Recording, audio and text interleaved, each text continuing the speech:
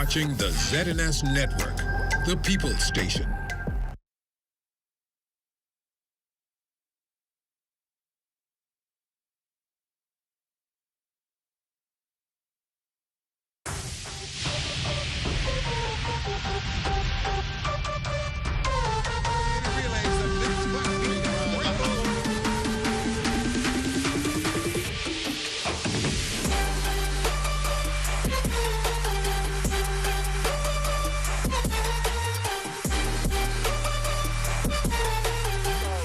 Welcome to the 2023 CARIFTA Trials and National High School Championships, brought to you by the Ministry of Youth, Sports and Culture. Good afternoon, everyone. I'm Chris Saunders, joined by Ricardo Lightborn. And Ricardo, we're expecting a lot of excitement here today, especially with so much on the line in the 4 hurdles and the 200 semis. The morning sessions went exceptionally well, and the afternoon will be even greater. My major concern, though, is you got a gust of wind today, which may hamper in terms of some of the actual times that's going to be recorded. But the bottom line is, this is 2 meets in 1. These kids are here to perform. They will show their best on the track and in the field for you today. All right, we still got a lot coming on. We're also a third member of our crew here today. Jay Philippe is standing trackside. Jay. Yes, you guys would have mentioned the heat in the 400-meter went this morning. We now have the finals in the 400-meter hurdles, also the 200-meter semifinals later on this afternoon. So we'll have all the action with the winners from the various high schools and all the qualifiers that would have met the qualifying standards at this year's CARIFTA Trials and National High School Championships. Back to you guys. All right, Jay, thanks a lot. We're just about 24 hours away from them actually having to start to decide who will make up that contingent that will represent the Bahamas here in just under 2 weeks for the CARIFTA Track and Field Championships that will celebrate 50 years of our independence, 50 years of CARIFTA, 50 years of everything that's going on. So a lot is on the line for these kids out here when they're running. A lot, because once they put the names into the record books, it's going to be historic for them, and they will always remember that they were a part of this experience. And I think that's what this is about, and you will never forget. 50 years, I've got 47, I give them 3. We don't say it. Okay, don't say it. We're going to have ourselves a great afternoon. We're going to have a great afternoon, but we had a great morning as well. Let's take a look at some of those highlights from this morning.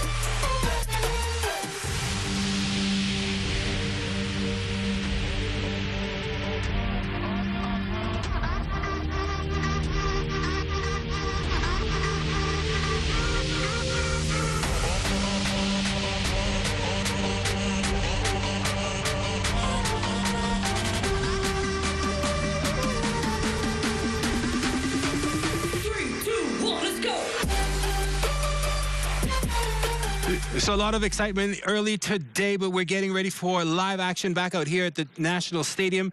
The girls' 400-meter hurdles final for under 20 in lane 1. Mary Newell from Doris Johnson, unattached. Tiana Culmer in lane 3. Antonesia Moultrie in lane 4. Kendira Monroe from Temple Christian, representing QC in lane 5 is Kenise Major. In lane 6, Aiden Bullard. And in lane 7, Markel Newbold from CV Bethel. And in lane 8, Janae Pinder from Sunland Baptist. This is one of those really grueling events because, again, you not only need speed, but you need some sort of technicality in it. It's not just a running.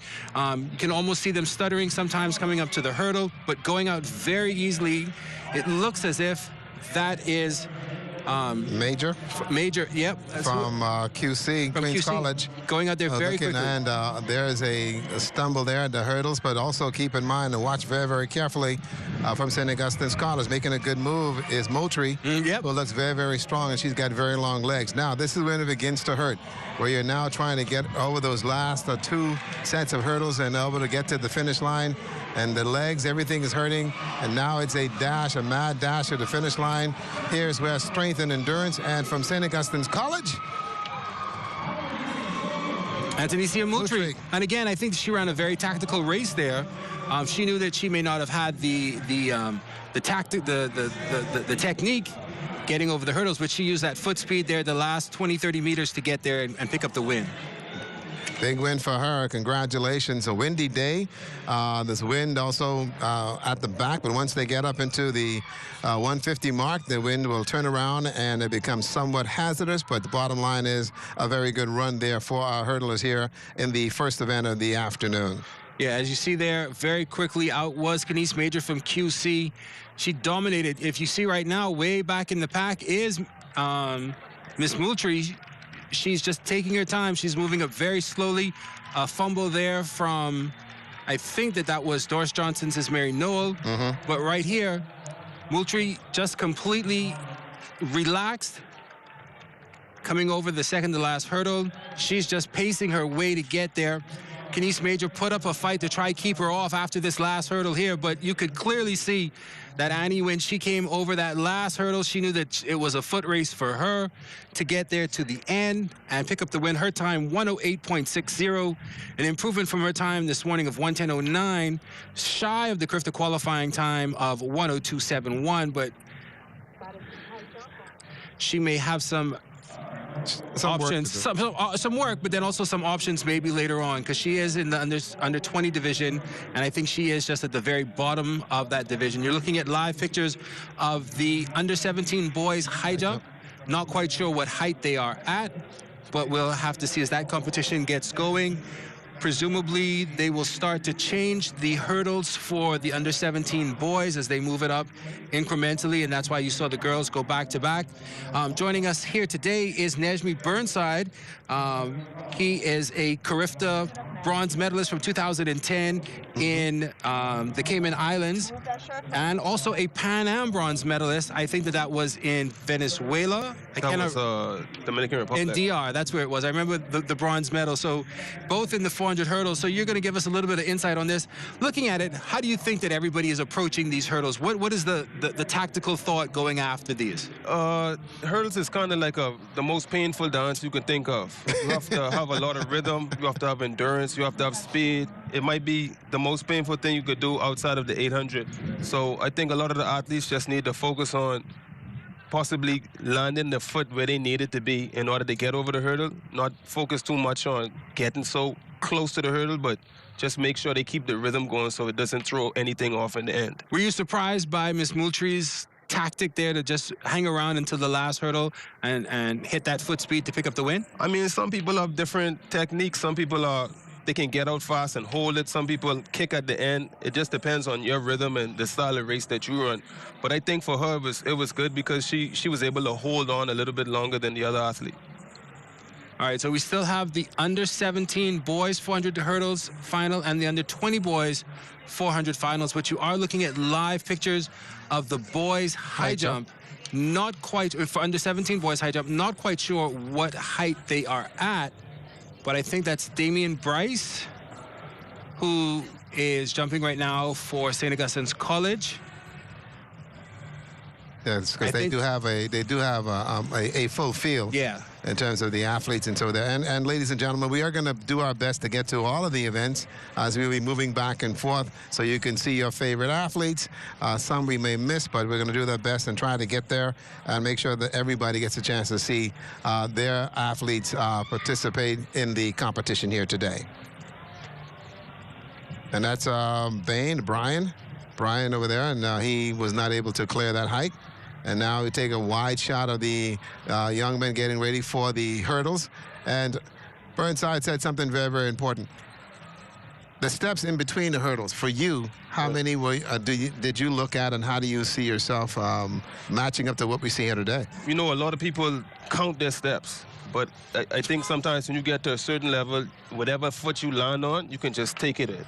But I feel like the ladies just now, one of them was very particular in only jumping with one leg. And that can work well when you have the steps syncopated exactly to that. But when you don't have sometimes the stride length to consistently stay on that rhythm, it becomes a problem. That's where the stutter steps become a detriment to your race. Boy, I tell you, because I'm looking at being ambidextrous and leading with the left leg, right, or then turn around and later on you're now leading with the right leg, right, because you get thrown off in the middle in terms of your race and getting to the hurdles. Right. The best way to describe it is like a dance, you know. some people have steps and some people can freestyle. So the better people who can freestyle, they can adapt to anything that comes their way. Well, boy, I tell you, freestyle it is, as the under 17 boys will come out and run, and so the freestyle makes it happen.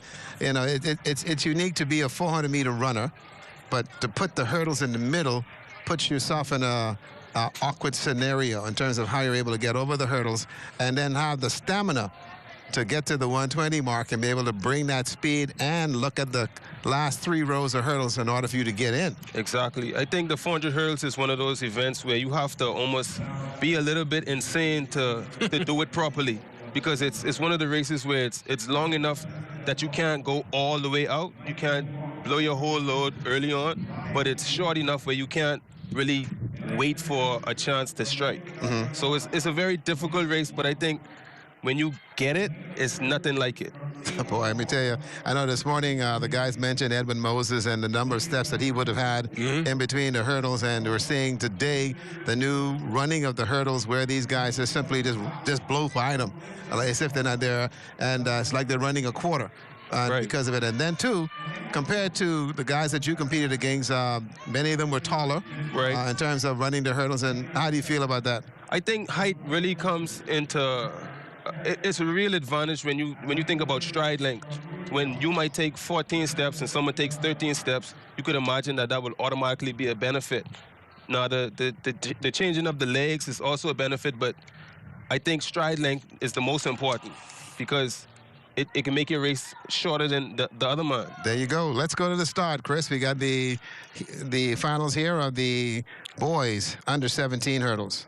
As they're getting ready, in lane 1 from Temple Christian, Ryan McKinney. Lane 2, Malik White from St. Augustine's College. Lane 3, Christian Pierre from C.R. Walker. In lane 4, Quinton Roll from St. Augustine's College. Lane 5, Zion Davis from St. John's. Lane 6, Anthony Missick from Tabernacle. Brett Kemp from Temple Christian in 7, and Leviticus Lavardi from QC in lane 8. Clean start for the gentlemen here in the under 17 boys 400 hurdles. Out very quickly, it looks as if already Quinton Roll from St. Augustine's College is making up that stagger. St. John's, Zion Davis also making a push there. It looks like it may be between the two of them. Already it still is Quinton Roll holding the lead by about 2 steps. He started there a little bit coming off of that hurdle. Still out in control, about a 2-step lead and advantage right now, coming up on the 150 mark. Still out front there is St. Augustine's College and Quinton Roll.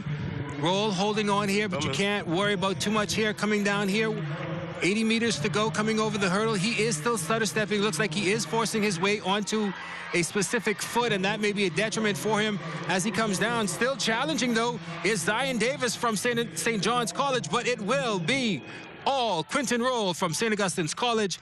His flash time coming up 56-1, an improvement ever so slightly from this morning, but a good run there by Quinton Roll. But again, he did pick up on what you were talking about, Nejmi, in terms of it looks as if he was trying to force himself onto a specific foot. Right. Sometimes when you're not comfortable with a certain leg, you have to stutter step, and that takes up time, that slows your momentum down, and that could really change the whole trajectory of your time at the end of the race. Boy, we saw that quite vigorously, as and then again the endurance factor of that final 100 meters is absolutely detrimental in being able to hold your form. And we've seen in the couple races so far, holding that form is important. This is the high jump, the long jump that's also taking place, ladies and gentlemen, at this hour. And these ladies are now getting their run-throughs so that they can find out whether they're ready to hit the board. And this is the girls under 17.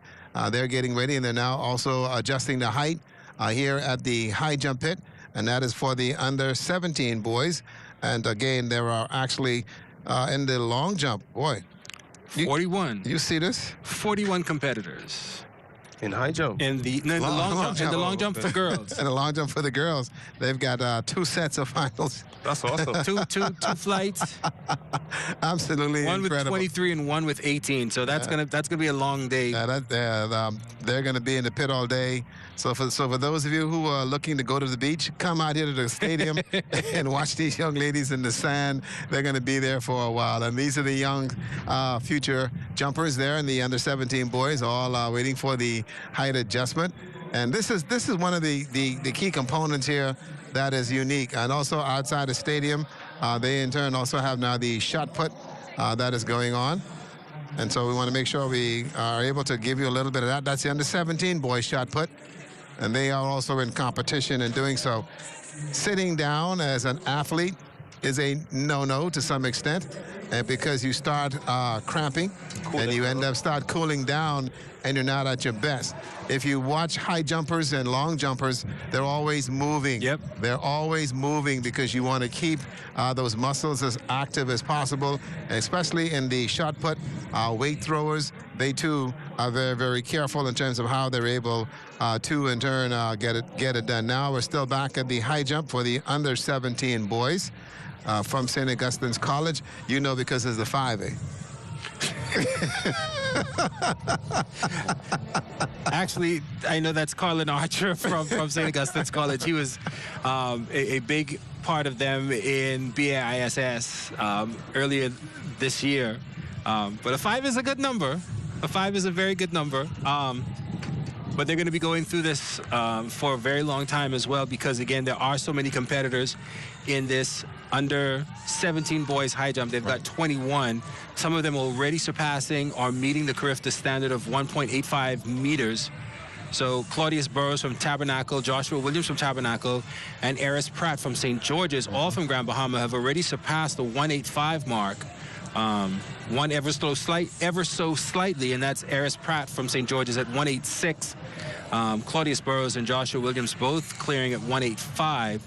So again, it may come down to who has the better performance here today, who will make that team. So we've got to check in with Jay to make sure who he's going to put on the team, because you know it's Jay who puts everybody on the team. So we'll have to see with that one. What is also happening here, ladies and gentlemen, I want you to realize that Chris doesn't like me to say it, but back in the day, the schools all had a number. Yeah.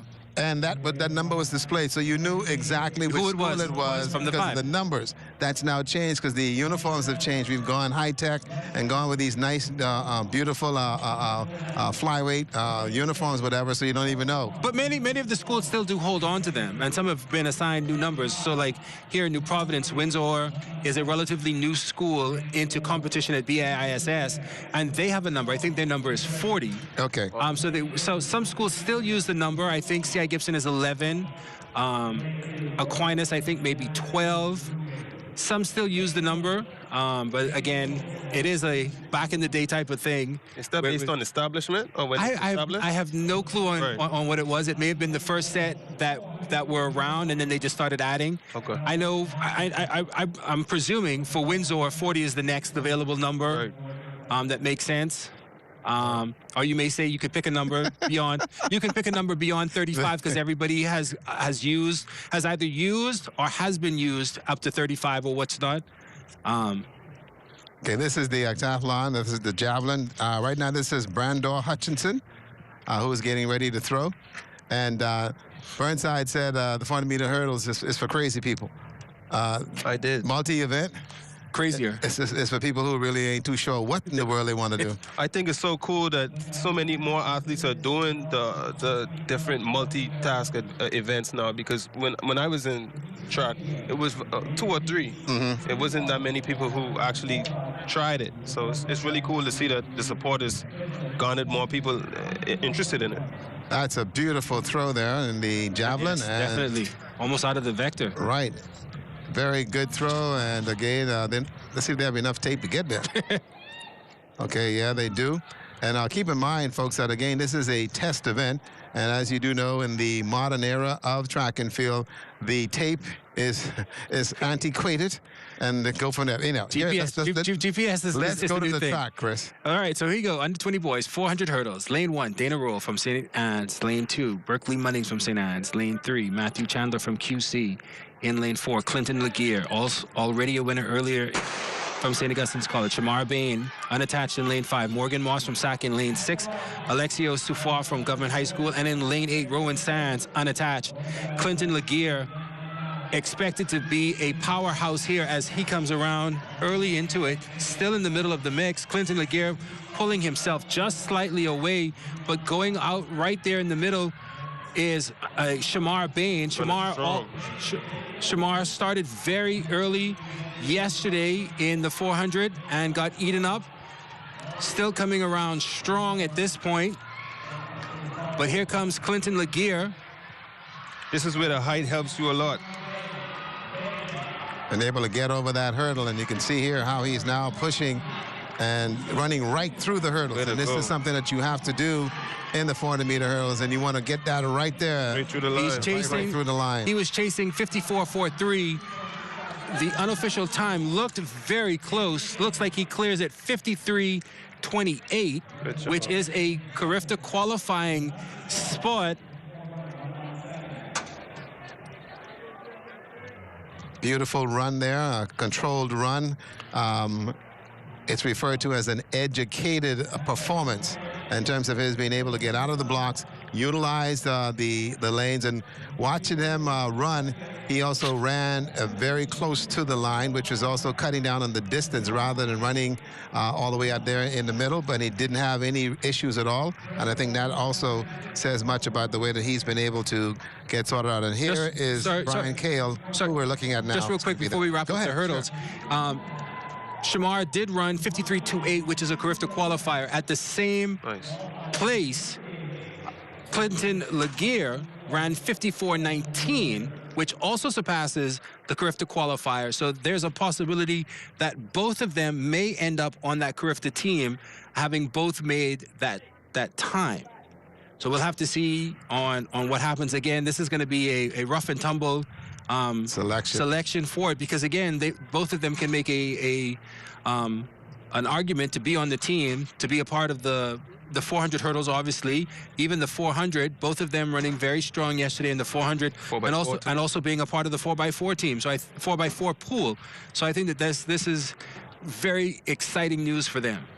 Should be, and also the javelin still continuing right now as these guys are actually throwing in order to get some points, in order to see how they will actually finish in doing so. One of the other points that you made there is the selection process in terms of which event you're going to run, what event you are more stronger in, for you to actually be able to make sure you get to that finals, and also the possibility of winning a medal. So that's going to be a lot of discussions with these athletes and their coaches to determine exactly what they're going to do down the line. When they make a selection, sometimes the athletes don't actually make the qualifying time, but because different variables, like maybe they didn't have someone to push them, maybe they didn't have competition, a lot of the coaches go to bat and say, well, I'm sure that if they're given an opportunity with the right parameters and competition in the atmosphere, they can contribute to the team in a major way. But that's changed now, though. Yeah, but one thing with CARIFTA is that there is no official qualifying standard for CARIFTA,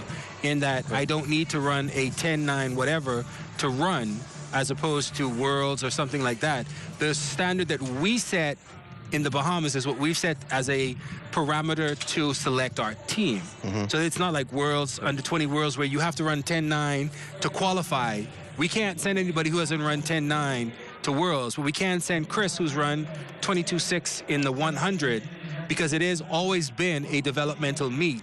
So we set our own standard. There is no standard to enter CARIFTA. That's why that does occur, where I have not made the standard, but I get to go because developmentally it's in our best interest. Thank you for that commercial, Chris. It was great to have you on that commercial. Let's go to Jay Philippe, who is standing by with the winner. Well, Chris, I won't put Shamir on the team as yet, but he would have made the qualifying mark. Shamir, walk us through the race. I know you're a freshman at Tiffin University. You're home for CARIFTA trials. How do you feel about your performance? Well, overall, I feel really great.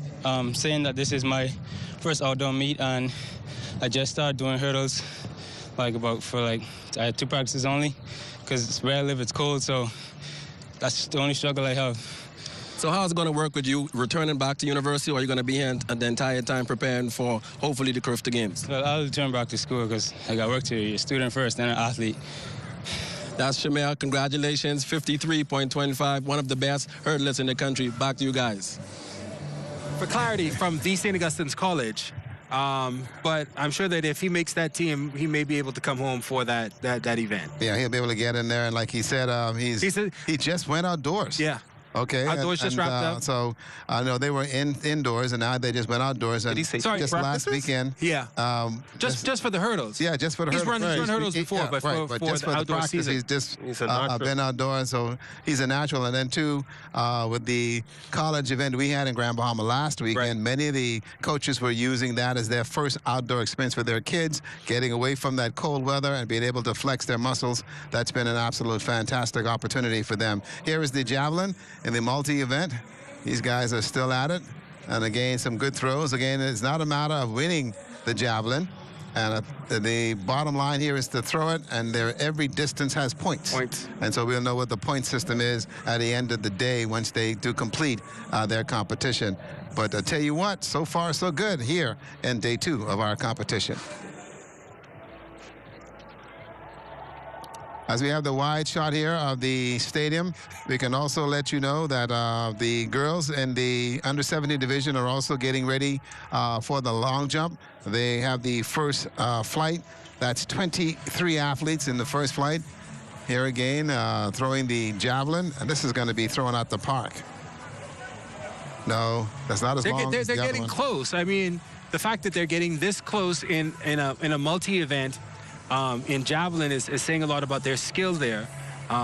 One of my friends and used to be at the University of the Bahamas, Ken Mullings, I've called him crazy for doing it, but it does take a special type of athlete to compete in the multi-event specialty. You have to be pretty good at almost everything and good at maybe one thing. And that's what sets you apart. But here, we're seeing a lot of these athletes here in this Octathlon getting close to getting out of the vector. And there's another good throw. Yep. There you go. And again, a mark. I don't know if it's going to be as close to the others that they've had thus far. But so far, we have some 11 competitors here in the javelin event. And also, they're now trying to get the long jump pits all sorted out. And we saw the officials having some issues with the boards and putting them down, and also to make sure that the saline and everything is in place, and so that the athletes, there will be no issues. They've now changed. As what say, it looks like they've changed another board. And so this also puts a hiccup in the competition, because what you're doing here is that these athletes have now warmed up. They've now come out, and here they are now underneath the stadium out of the sun and waiting for the officials to get the facility ready so that they can jump. So now there's very little room to get loose and to prepare yourself, and that's where injuries can occur. So you got to tell the athletes you need to keep moving in some manner or form. And maybe this is a part of the test that they're running, in that is not a pit that we generally use here at the Thomas A. Robinson National Stadium for jumps. We usually use the ones that are on the western side of the stadium. I don't know if they're using them as, like I said, a part of the test aspect of this meet to see how it will work along that line, because again, that is not one that generally is used. So hopefully maybe they're trying to work out the kinks. I don't think that they would move back over to the western grandstand from the eastern grandstand. But again, it is something that hopefully that they will be working out coming into the CARIFTA Track and Field Championships in just under 2 weeks here at the National Stadium. So we are still getting ready for the semifinals of the under 14 girls in the 200 and all of the 200 semifinals. It will be a placement and time advancement. So the top 2 in each will advance, along with what we call the 2 fastest losers will advance. So they are seeding these from the center. So those who are in the center will more than likely have the faster times in the middle 4 lanes of each heat, giving those who have earned those spots a better opportunity to pick up an advancement. High jump, under 17 boys. They just took the bar up. And what is this with everybody doing the scissors, man? The scissors was when I started competing. The funny thing is that I've seen it a lot more in more amateur jumpers, and the gentleman who the more advanced jump is named after, Mr. Fosbury, just died recently, and they made a big deal about it in terms of recognizing him. And now everybody's gone back to the olden scissors. I think a lot of the athletes do that because it's not such a high height right now. They use a little bit less energy to do that than to flop and have to roll and do all of those things. But that's where coaching comes in. If you are a jumper and you know what your minimum height is, you don't come into the competition until you get to the height to where you will now go to use the flop, and you go from there. All you're doing is wasting energy. Right. I understand you want to compete, yeah, but you're wasting energy. So when you do get up to the higher heights, it's going to be a difficult scenario and you for trying to clear them. Here we are with the shot put for the under-17 boys. They too going through the motion and going there. And so interesting. That this is another area that needs a lot of work in terms of getting some of our weight guys to get involved and to teach the techniques of the throw. I know Bradley Cooper over there at UB, you guys had a couple of clinics, especially last year. I know a lot of them in order to help and to garnish the interest in the discus as well as the shot put. There are a lot of opportunities out there. Again, shot put, discus, javelin are those underrepresented and unthought of sometimes disciplines. And I think once you start to get more persons excited in it, Strawn from St. John's has put a lot of excitement into javelin, where we have seen a lot of excitement and a lot of accomplishment from him. So maybe that is the impetus that gets more people involved. So we're hoping for the field events. The field events generally, not just here in the Bahamas, but worldwide, are thought of as the secondary sport, secondary discipline. Everybody wants to be in the flash and the dash, the 100, the 200, where they feel all of the excitement is. But I think that a competition in javelin could be just as spectacular as a competition in the 100. That's why I was hoping that, some of the athletes of the past would have volunteered their time and energy, Lynette Antone and all of those who were quite effective in the field event. Jan Mortimer, who was involved as well, to be able to give back and to help some of the coaches. But then, coaches have pride. And, I can handle this. No, this is above your head. All right? Be man enough to say that this is above your head. Go and get somebody who knows exactly what they're doing and able to help in the development aspect of the athletes. Again, shot put on the side going on. You both made some great points. I think a lot of the athletes, it makes them so much easier to come out and try something when they see someone who's actually done it and they know it's actually possible. I had it like Nathan Arnett and Carlisle Thompson and even Jeffrey. When you can see it, you can believe it, And you can see exactly what they've done. And sounds corny, but it's true. Yeah, when you use that to actually feed off, and you become a better thrower. That one's out of the... It's tangible. Yeah. Oh, wow. That's a good throw, but it's well out of the sector. Yeah. We were talking about javelin. Keyshawn Strawn, who I was talking about from St. John's, went to nationals through one time and won the event. Went to CARIFTA through one time and placed very well. Went to Worlds and came third. He is now a 4-year scholarship recipient at Auburn, one of the top schools in the South, in the SEC. So he's going to be being that standard that everybody looks at. And maybe you're seeing a resurgence of javelin because of him. Burns, I talked about Jeffrey Gibson. Jeffrey Gibson was sort of kind of leading a resurgence of the 400 hurdles. That was not something that everybody said that I'm going to go out and run the 400 hurdles. Right. But Jeffrey won the bronze at Worlds and came back and became spectacular and maybe was a part of the resurgence. You talk about being able to see it. Maybe if I see it, I maybe can believe that I can do it. And I think that that's what happens when we have spectacularity like Keyshawn out there doing and just being so very fluid with it, very graceful with it, almost with very little effort, but there's obviously a lot going on in the background that does it and does it well. And I think that that's where you come in and make sure that you have that and hold that up. Because right now, he's on a 4-year ride at a top school in the SEC. I think that's one of the beautiful things about track practice. You get to see the people compete at the competition, but you also get to see how hard they work in practice. So you can't sell yourself a dream that I'm going to be as good as them just because I want to. You also get to see how much blood, sweat, tears, and sacrifice it takes to become someone as great as they are. Boy, interesting enough. And these are athletes now coming out as they have getting ready to get to the pits. So they're heading to the competition area. So it looks as if the long jump here is going to be able to get started just a minute. It's been quite a while since these athletes have come out and going from there. And so now you get ready for the heats. That's going to be coming your way in just a minute. And the 200s that'll be coming. And boy, this is a dray load of 200s. But again, these athletes are going to be able to run and go from there. We still want you to come out and support our athletes. We have this afternoon and also tomorrow morning, as well as we'll have the afternoon session on Monday. And keep in mind, too, that we're doing the best we can to show all of your athletes. I know many of you at home, I ain't seeing my grandson, I ain't seeing my granddaughter. We're trying our best to satisfy everyone by moving from event to event and make sure it happens. 200 meters coming up. We've got 3 heats. So we're getting ready here for the first heat. It looks as if lane 2 will be vacant, but Jersey Cooper from Agape Christian in 1. Lane 3, Trinity Road from Sunland Baptist. Kazaria Thomas from BMES in lane 4. Rosellis Moxie from QC in 5. Anaya Adams from SC Boodle in 6. In lane 7, Gabriel Swan from AF Adley.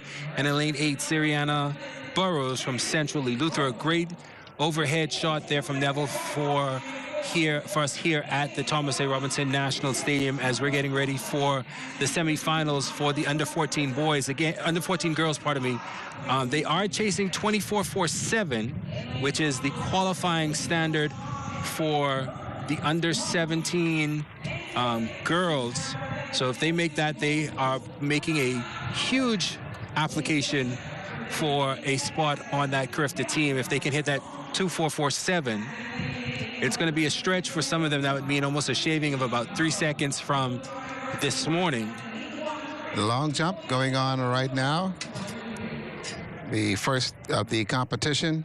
This is the first group that's here on the eastern side, and now they're in the blocks. Chris, take it away.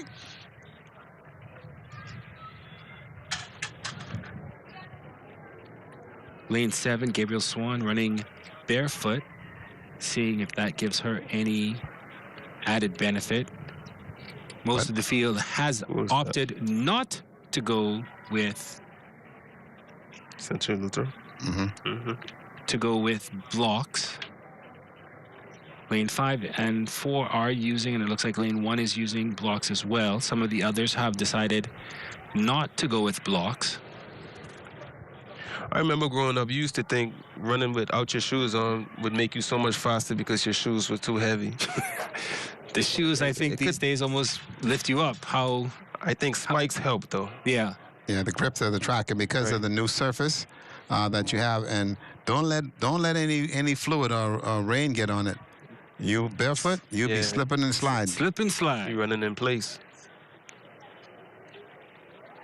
Watch Thomas in lane 4 for BMES to get out very strong. In the blue, very tall, getting up very quickly. Coming around the bend, it is Thomas still out there. She's getting up. She's coming up strong at the 200, 150. She's all in control of this. It is all Thomas right now from BMES. Dominant. Taking it easily here.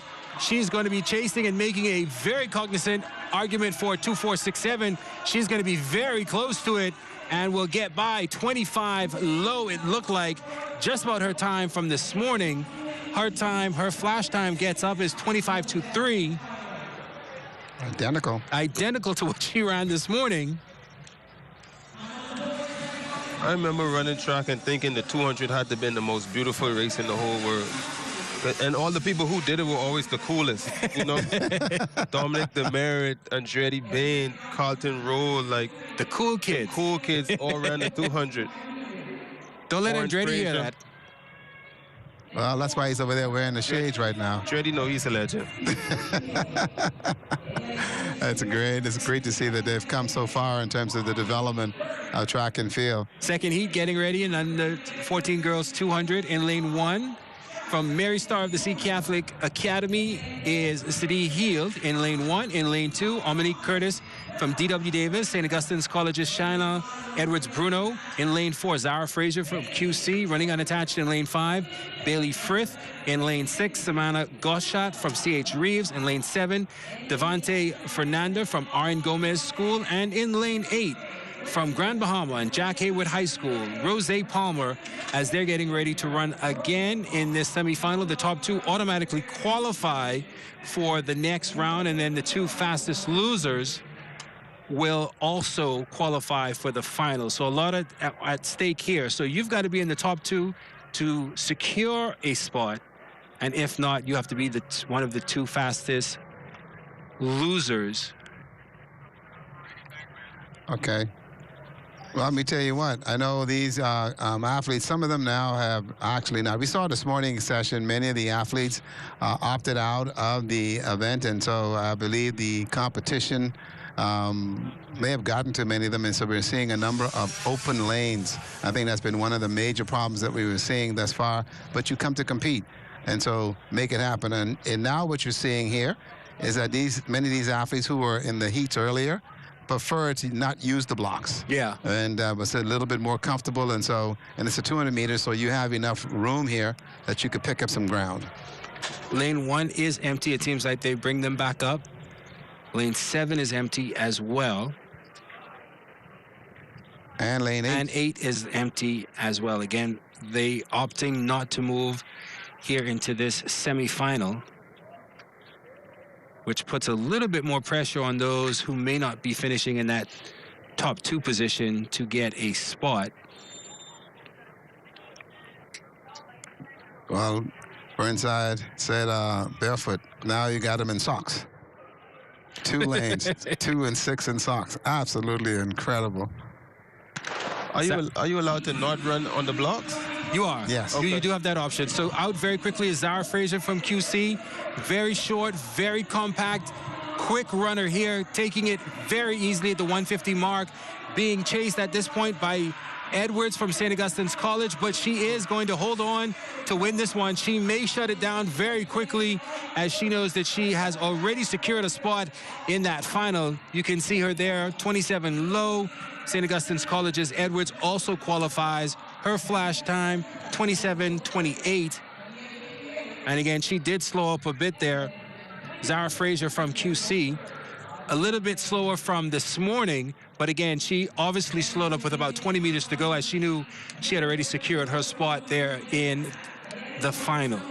Absolutely. Good run there by the Comets, making something happen. And it all shows that the training of these young athletes have actually paid off, and the number of rounds that they have to go through, they have shown that they're in shape, and they've shown that they're ready to run. And also being at home and the accommodations, everything has worked in their favor. So we're seeing some pretty good performances here at the stadium today.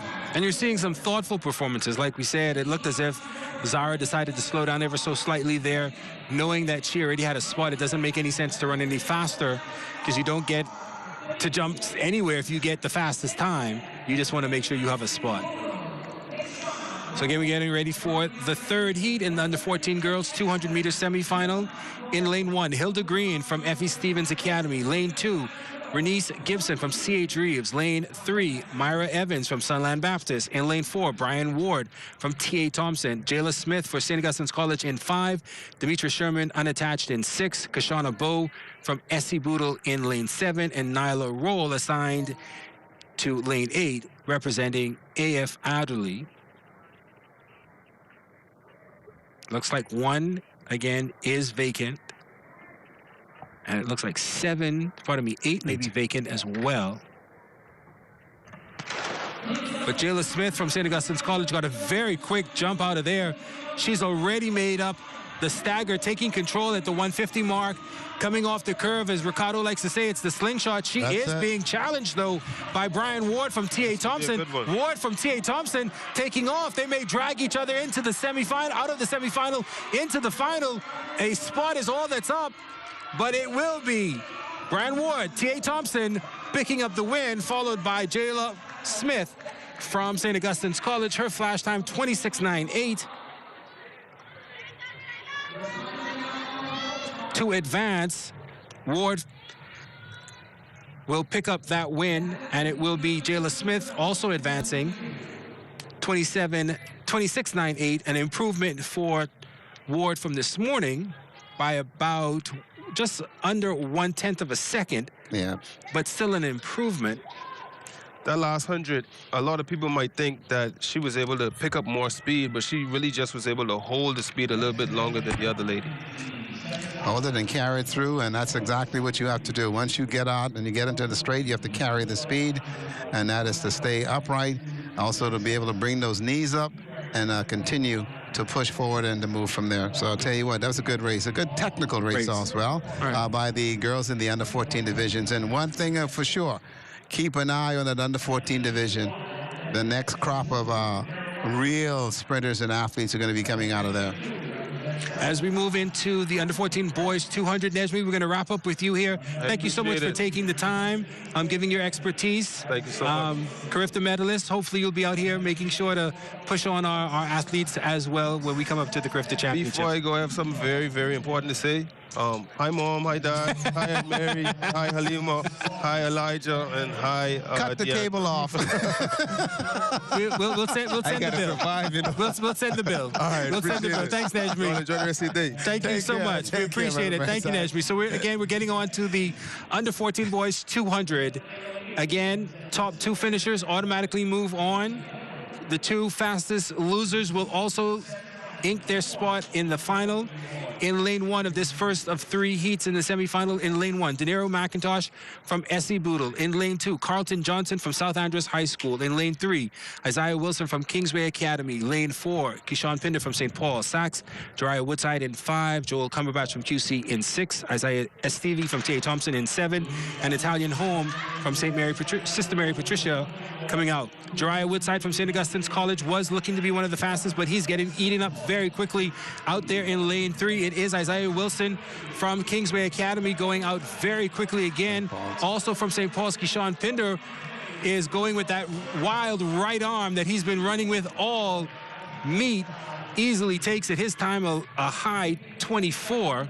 He will be an automatic qualifier into the semifinal. As we move on now, we're being joined by Andretti Bain, a coach at Oral Roberts University, where he is the first Bahamian ever to win the same event in the indoor and outdoor, the 400 in the indoor championships for ORU and the outdoor in the same year.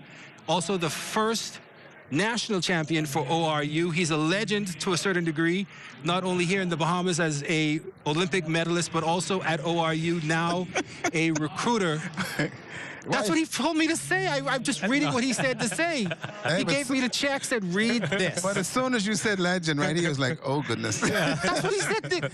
Is that not what this says? Okay. Now he realizes the age factor is coming into play. Absolutely. But Andretti, thank you so much for joining us. Andretti has been a perennial favorite in terms of being a part of the track fraternity here, and is going to lend us a little bit of his expertise here. Again, he is one of, I think the number is 6 who have won indoor and outdoor the same event in Division I competition.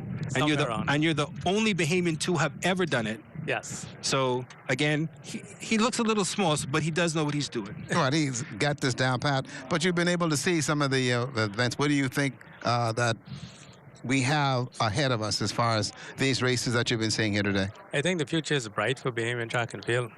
When I look at, especially our under 14s and under 17 divisions, men and women, they're coming along real well. Okay. And let's go to this race quickly. Up quick is Sean Ferguson from St. John's, right there in the middle in the green. He's being challenged on the inside by Zion Bradford from Sunland Baptist. But right now it is Sean Ferguson, St. John's out front. Bradford making a challenge here. 50 meters to go. It's going to be the two of them. They will advance together, but they are going to fight for a spot. But it is going to be Sean Ferguson, St. John's, pulling away and winning. His time a low 25, it looked like to me. We'll see what the flash is. 24.86. So he's looking for a spot on the CARIFTA team if he's going to do well in that final set for tomorrow. Going to be a good one. Andretti, when you look at where we were as far as track and field and with your recruiting attributes and also with your expertise in competition, what has been the cry for having a lot of universities come to the Bahamas looking for talent? Honestly, the talent is here. One of the things that we need to focus on now is the academics, especially if you're wanting to get into a Division I program at the university level. In order to clear the NCAA clearinghouse, athletes need to have good grades, right? Need to have sufficient BGCSEs, and they are going to have to be translated into the American standard or the American grading system. And so, honestly, we need our kids with A's, B's, and C's, nothing less.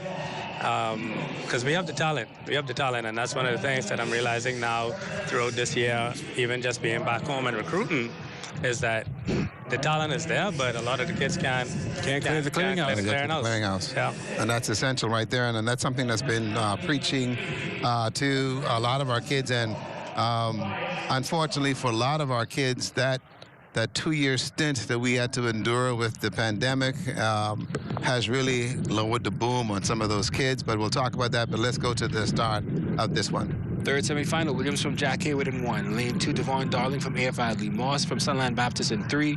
Cameron Henfield from QC in 4. Nico Seymour from St. John's in 5. Lavario Ferguson from C.H. Reeves in 6. Kristen Desir from Sister Mary Patricia in 7.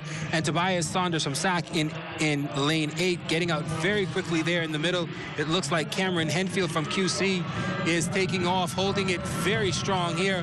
The 3 competitors behind him struggling to get into it. Sunland Baptist is Tavares Moss making a chance to get into that second spot. But right now, it is all Cameron Henfield from QC. His flash time, 24.87. A little bit of an advantage from early on, but he will move on to that final set for tomorrow. Very good run there for the young man from Queens College, Mr. Henfield, looking pretty good. And also kudos and goes off to Sunland Baptist Moss, who also got in. And these are the next crop of superstars that's going to be able to get there. Now, this is where your work begins. But these are the kids you're going to be looking for, because now that we're back into the regular rotation of academics in the country, within the next 4 years or so, they're going to be the ones you're going to pick, choose, and refuse, because they academically will be inclined. The ones that are there now are having some issues. We're finding now the number of our kids have not don't have the necessary BGCSEs and all that, because of the fact that school was closed and the pandemic scenario. So it's a hard pill to swallow for a number of parents and also the kids, who have to sit there and realize that it can't happen at this juncture until I make some provisions to get some other type of assistance during the academic side. And even if I have to go the JUCO route, I got to do that in order to get in. Correct. Absolutely. So we go now to the third heat. Actually, these are the girls. These are the girls. We're on the under 17 girls. This is where the big girls come out. They're looking for a CARIFTA qualifying time, 24.83. Several of them very close, a few tenths of a second off. Could pull it off here, or maybe saving it for the final. But here in this first semifinal, in lane 1, Aisha Hanna from CB Bethel. Lane 2, Kylie Wallace from St. Augustine's College. In lane 3, Braylee Cooper from S.C. McPherson. Lane 4, representing QC, Jemiah Nabi. In lane 5, Caitlin Smith from St. John's. Running unattached, Shekaniah Johnson. In lane 7, Peyton Knowles from St. John's. And in lane 8, Lanuki Black from Tabernacle Baptist in Grand Bahama. Again, the time they're chasing is 24.83 overall, but they are chasing a top 1 of each of these heats, and then the 5 next losers will advance. So only the top 1 will advance from this round. Not sure if that's a misprint or if that is exactly what they want to do here. We're going to play it by ear. We're going to play it by ear because everyone else is top 2. But in this one, it says top 1 plus the next 5 losers. So we will see here. But again, Hannah, Wallace, Cooper, Nabi, Smith, Johnson, Knowles, and Black lining up in the under-17 girls' first semifinal here. Expect Jemiah Nabi to get a very quick start. She very much well does. They're in the green, getting eaten up just ever so slightly at this point. It is Essie McPherson also making a push, but it is Nabi all by herself getting challenged on the outside, but it is Nabi pulling away. She is all by herself, very smooth going after that top finish, and she will take it. Her time is going to be very, very good at this point. Her flash time comes up. Her official flash time is 4 minutes, 5.51 seconds. I think that is wrong. But it looked as if it may have been somewhere there, 24 high. And we're seeing some great performances by this young lady who has shown us that she can actually do it all. And what I do like is that her demeanor, she's very calm, very smooth in terms of her transition and turnover. Getting her to run that bend is going to be another challenge for her coach and getting her, but she likes to wait until she gets to the straight where she can use her legs and then just pull away from the field and to go from there. But does she run the 400 meters as well? She does. Mm-hmm. Okay, because she looks did very well last night in the 4. Right. She looks like she has that pedigree for 400 meters. That's what it is. Absolutely. And I tell you what, she was very smooth last night. And here she is today looking very good. This is the boys' high jump. That's also taking place under 17. Unable to get the height. Look, it's about 3 or 4 competitors still left in the competition. Yep. And still doing the scissors. Still using the scissors. Instead of the flop. I wish they could teach them the flop and to go from there. Again, they may know it and just deciding not to use it real quick. Well, you have to teach it. This is true. You have to teach it, you know, and it's you know, that's like Donald Thomas. Donald Thomas didn't know how to jump. He only knew how to play basketball. And all of a sudden you teach Donald Thomas the flop. And all of a sudden he's on what, the national scene? Yep. And gone abroad. I was going to say on the world scene, on the world scene as well. You know, it's just a matter of being able to teach it. And I give hats off to Kurt Hollingsworth, who was over there as our counsel in Miami, who was able to convince Donald, listen, man, if you drop on your head, it's big enough, you can be okay. Absolutely. All right, and he learned how to flop. Absolutely. And there you go. Here we go. So Nabi time, 27:07 from that first heat. Second heat, it will be in lane 1. Kente Virgil from Sunland Baptist. Lane 2, Kaylee Thompson from St. Paul's in Grand Bahama. Lane 3, Tamaya Edwards from Anatole Rogers.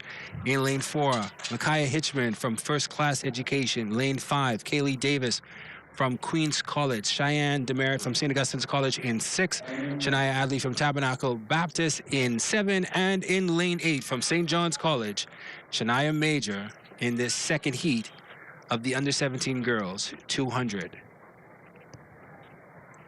This one should be very quick, folks. Don't blink. Cheyenne Demerit in lane 6 from SAC, and Shania Adley from Tabernacle Baptist, 2 of the fastest times right now.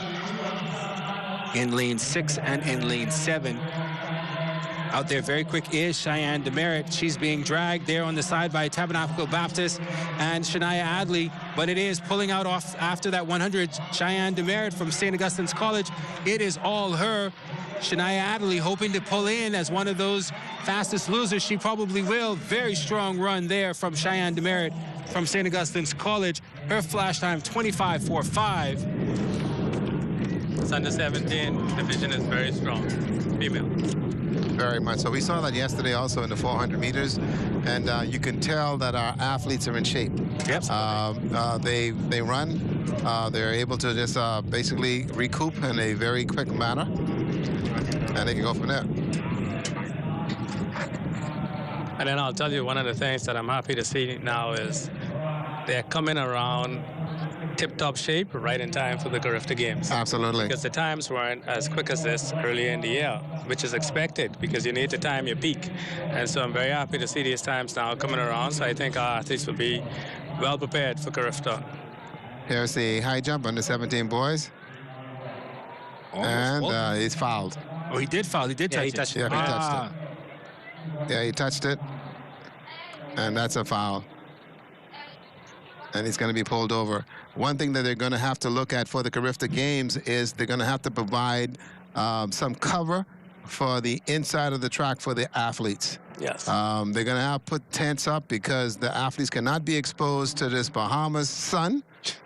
okay, which is unique to any other kind of sun in the Bahamas, and the kids cannot be sitting out there without some kind of shade or cover. And there usually is. And it draws energy from them. Here we go back to the track, there Chris. usually is, but here we are getting ready for the third semifinal. Ferguson, Black, Knowles, Roberts, False start. Pantry, Jones, Turnquest, and Frazier. I saw that, and when I saw the athletes standing out here in the element, yes, it's for the officials, yes, but there must be cover, which the LOC needs to look at and make sure they do have in place for the games, because if you have these athletes out in the element, when those countries coming from the Caribbean, you are going to hear and get an earful. An earful. And they mean it, because especially in that morning and afternoon session, so their athletes are not exposed to the heat, and they have to keep them hydrated, and that's going to be an issue during the Easter holiday. And keep in mind that the Easter holiday is known for this kind of weather. It's hot. And so it's hot. It's again a test scenario, so this is ideal so that the coaches here that will be named, that will have a team, will know exactly what their outlay is going to be and their task ahead of keeping their kids hydrated as well. So it looks as if lane 1 and Sasha Ferguson from 8 Mile Rock has been shown a red card for that false start, leaving the field down to, it looks as if 7. Which is quite unfortunate, having to travel here for the trials, for the nationals, and then not get an opportunity to contest the semifinals. So I'm sure she's very disappointed, and her coach is probably disappointed and upset as well. Yeah, Daphne Saunders is going to have a word with her once they get, but you do not wish to deter the young lady. I think she ran last night as well, so I don't think this was her only event. Right, she's had a lot of events to run in, and so they'll have a conversation with her once she goes back into the coaches area. So look out for lane 4, Alexis Roberts from SAC, and in lane 5, Rage Pantry from QC. Clean start here finally. Roberts coming out very strong on that 150, taking over. Right now, Tabernacle Baptist also in the mix. Tanaj Turnquest getting out there. Tanaj Turnquest is going to challenge coming here. The challenge has been rejected by Alexis Roberts. She's holding strong and firm. 22 seconds right about now. She's going to probably shut it down as she has secured a spot in the semifinals. It looks like her time again, 25 high. 25.57, her official flash time. But it will be Alexis Roberts with that automatic qualifier into the final, pardon me. And again, like I said, these young ladies has come off the track, and they have been through and had a number of races, and so physically they are ready. And again, the next crop of athletes, and this is where this age division, though, Andretti, is where you really have to now begin to sit on them, because the distractions at this point is when you end up losing them, and they're not wishing to continue in this vein. Coach, I tired of this, whatever, but you have to be able to motivate them, because there's so many things that's happening with them at that age in the 17th division. Absolutely. It's been proven that, especially our female athletes, and this is across the board globally, you lose a lot of them between the ages of 14 and 16. And so it's always good to make sure that you keep them grounded and keep a firm grip on them so that they would continue to explore their talents as they get older. And now we go back to the track. We are now coming up the under 17 boys 200 meters. We have 3 heats here as well. And these are semifinal heats. And so we're going to have a number of open lanes, as we have seen the afternoon. I'm trying to get a grip as to why there are so many open lanes here in the events today. I would presume that some of the athletes are saying, I don't have a strong chance in the 2. Maybe I want to concentrate on something else later on. So we'll see. But here we go in the under 17 boys. They're chasing 22.08 as an automatic qualifier for CARIFTA. The top 2, according to the heat sheets, will be those who are automatically advancing here. In this first semifinal, Ethan Stewart unattached in 1. In lane 2, Ontario Roll from Sister Mary Patricia. In lane 3, Rotario Tate from Jack Hayward. In lane 4, Andrew Brown from St. Augustine's College. Everett Fraser runs unattached. 6 and 7 are vacant. And in lane 8, Taryn Beckles from St. Augustine's College. Okay, St. Augustine's College, Damian Bryce, and the high jump went to the flop. And cleared it. You want Andrew Edwards to have a fitting. Do you guys find that the kids from the family islands are the ones having the most difficulty with incorporating the flop into their jumping? Right. Not having the equipment. I think it's overall. I don't think it's just indicative there. But as we go, taking off very quickly is Everett Fraser running unattached there. Fraser in lane 5, coming off very strong. On the side of him is Andrew Brown from St. Augustine's College. Brown taking the ever so slight lead here. 50 meters to go. Brown being challenged again. He's going to hold him off. It will be Brown taking that spot in the semifinal. Also going with him, Everett Fraser unattached. Their time 22.25. That's a really good time. That's it. Under 17.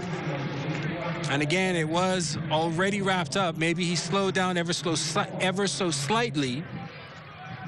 Very good run there by the young man. And maybe 22.8 may be in the stars for him in the final tomorrow. Real quick, the next semifinal getting ready. Braden Mackey in lane 1 from CB Bethel. Rolandi LeBranche unattached in 2. Cleon Laguerre from 8 Mile Rock in 3. In lane 4, Aiden Kelly from Tabernacle Baptist.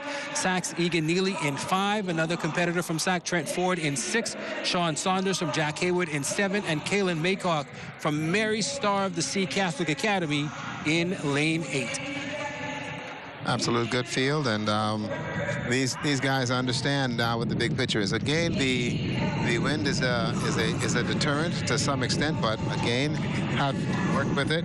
We're seeing the best we can with what we have, and this wind coming out of the southeast today, being much of a problem. And the flop did not work there, and that's a miss. And with the height of this young man, I would have thought that somebody would have been working with him on that flop, because if he's, with the length that he has, he's able to go a lot higher. Reminds me almost of Trevor Barry.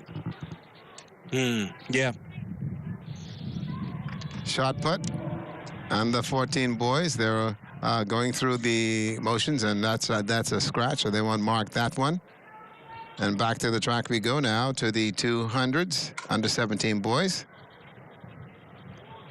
Aiden Kelly in 4, Egan Neely in 5, representing Tabernacle Baptist and St. Augustine's College. Expect a fast breakout here for the two of them. Egan Neely gets up very slowly. Slow start for him. Tabernacle Baptist and Aiden Kelly making a push, but it is Egan Neely getting eaten up. At this point, it's Trent Ford coming out. Trent Ford being challenged by Tabernacle Baptist. Tabby taking it. Tabby getting out front. Aiden Kelly is going to push it. It's going to be a fight here for the finish, but it will be Tabernacle Baptist and Aiden Kelly pulling up with the win. His flash time, 22.46. Seems like an incorrect number for such a spectacular race. But again, 24.6 the flash. He will still advance to the final set for tomorrow. And running into that headwind, let me tell you. It's a lot. It is a lot, because we're feeling it here. We're having our challenges here on the broadcast set with the wind. But again, a very good run there by Mr. Kelly. Very strong race, staying compact, not getting out of his stride, and then taking it through to the tape with the dip, and a very strong finish there. Very good run for the young man from Tabernacle Academy. We just saw his coach pass us a moment ago. Tabernacle brought in a number of athletes that's here for the CARIFTA side of it. Not too concerned with what's happening with the high school championship, but very much so concerned with getting their athletes pegged to the CARIFTA team. And Nikita Johnson is to be congratulated. They've been a dominant factor in Grand Bahama in winning the high school championships. They've been working very, very hard. And these kids are to be congratulated. Coach Johnson is still the head coach for Tabernacle? I wish he wasn't, but he is. No, and I'll tell you, even from my days back in high school, Tabernacle has always been a force in track and field and sports in general. And so I'm happy to see that they are still there consistently, keeping or maintaining that high standard that they had from back then. That was in the days of Tremico, Bridgewater, those. And he's still there, a new crop of athletes. And as these new athletes enter the institution, they call it the small school on the north side of the island, and they are a dominant factor in more ways than one. And so I want to say congratulations to the Falcons of Tabernacle. Another small school that's now beginning to come back is St. Paul's College. Buster Lang is there, and they're coming together. Okay. Why are you touching me, brother? What school did Oscar Green attend? That's my school. He fooling with me. I'm gonna mess with him. Okay. St. Paul's College, man. Moving on. Third semifinal. Under 17 boys. Hannah unattached in 1. Nottage from QC in 2. Gordon from Tabby in 3. Smith unattached in 4. Shepard from Jack Hayward in 5. McPhee from Sac in 6. In 7 is Miller unattached. And in lane 8, Isaac Ferguson from South Andros.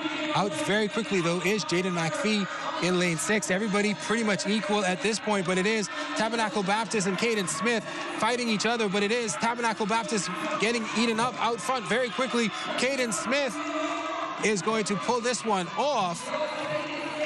His flash time is going to be very close, 22:31.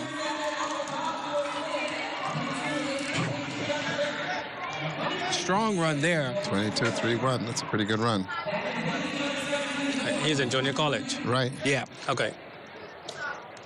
Because we have combined the high schools championships with the CARIFTA trials. You will see some persons running unattached who aren't going to be scored for a team event, as they are more than likely competing for a spot on the CARIFTA Absolutely. team. Understood. Yeah, right. Okay. Andretti, what school did you go to here locally? St. John's College. Okay, all right. Jolly Green Giants. Say it again, Andretti. St. John's College, the Jolly Green Giants. All right. I just wanted to make sure that we are being remembered, because for some reason, the St. Augustine's College. Moving on now to the under 20 girls 200-meter semifinal, the first of 3. There you see on the replay the 22-3-1 run by Caden Smith, making his application for a spot on the CARIFTA team. And the final set for tomorrow, he may lower that and go even deeper into a spot there. In under 20 girls, in lane 1, Nancy Joseph running unattached. In lane 2, Tiana Boodle from SC Boodle. In lane 3, Markel Newbold from CV Bethel. Shatala Dorset runs for Sunland Baptist in 4. Karis Taylor from Kingsway Academy.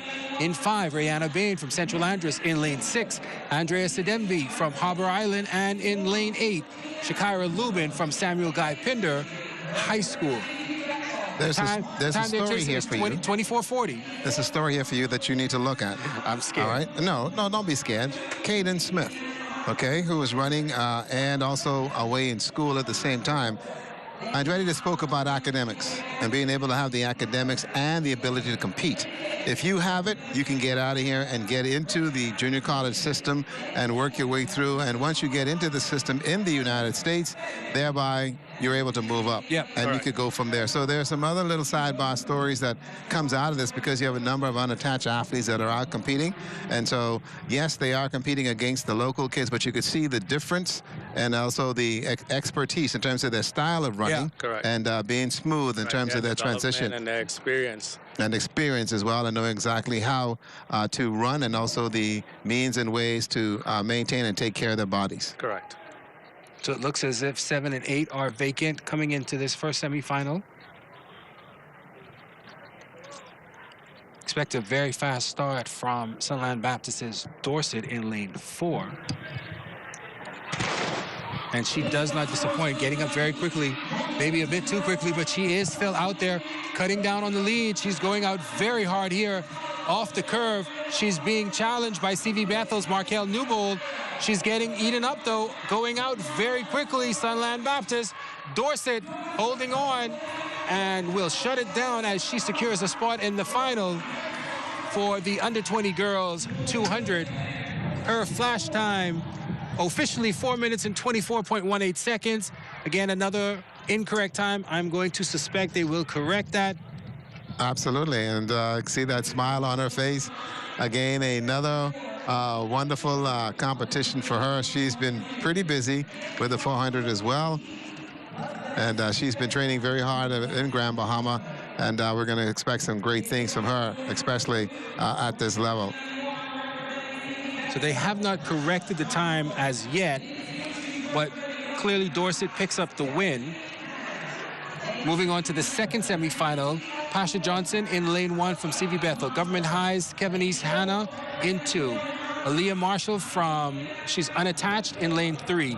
Quincy Penn from Moores Island. She's been spectacular earlier. She's running in 4 for Moores Island again. Amari Pratt from St. Augustine's College in 5. Damina Bowe from Doris Johnson in 6. Representing NCA in lane 7, Jaden Taylor. And Jada Bridgewater, unattached, is running in lane 8. Way to go. Andretti, what do you say to parents of these athletes that you're looking for in terms of things that they need, supplements, the various types of care for their bodies, and preparing them for when your level of competition comes into play? Once they get to you, they can fall right into your system. A lot of parents are saying, well, you know, we're doing the best we can with what we have, but, you know, that's one we want to talk about after this race is completed. Okay.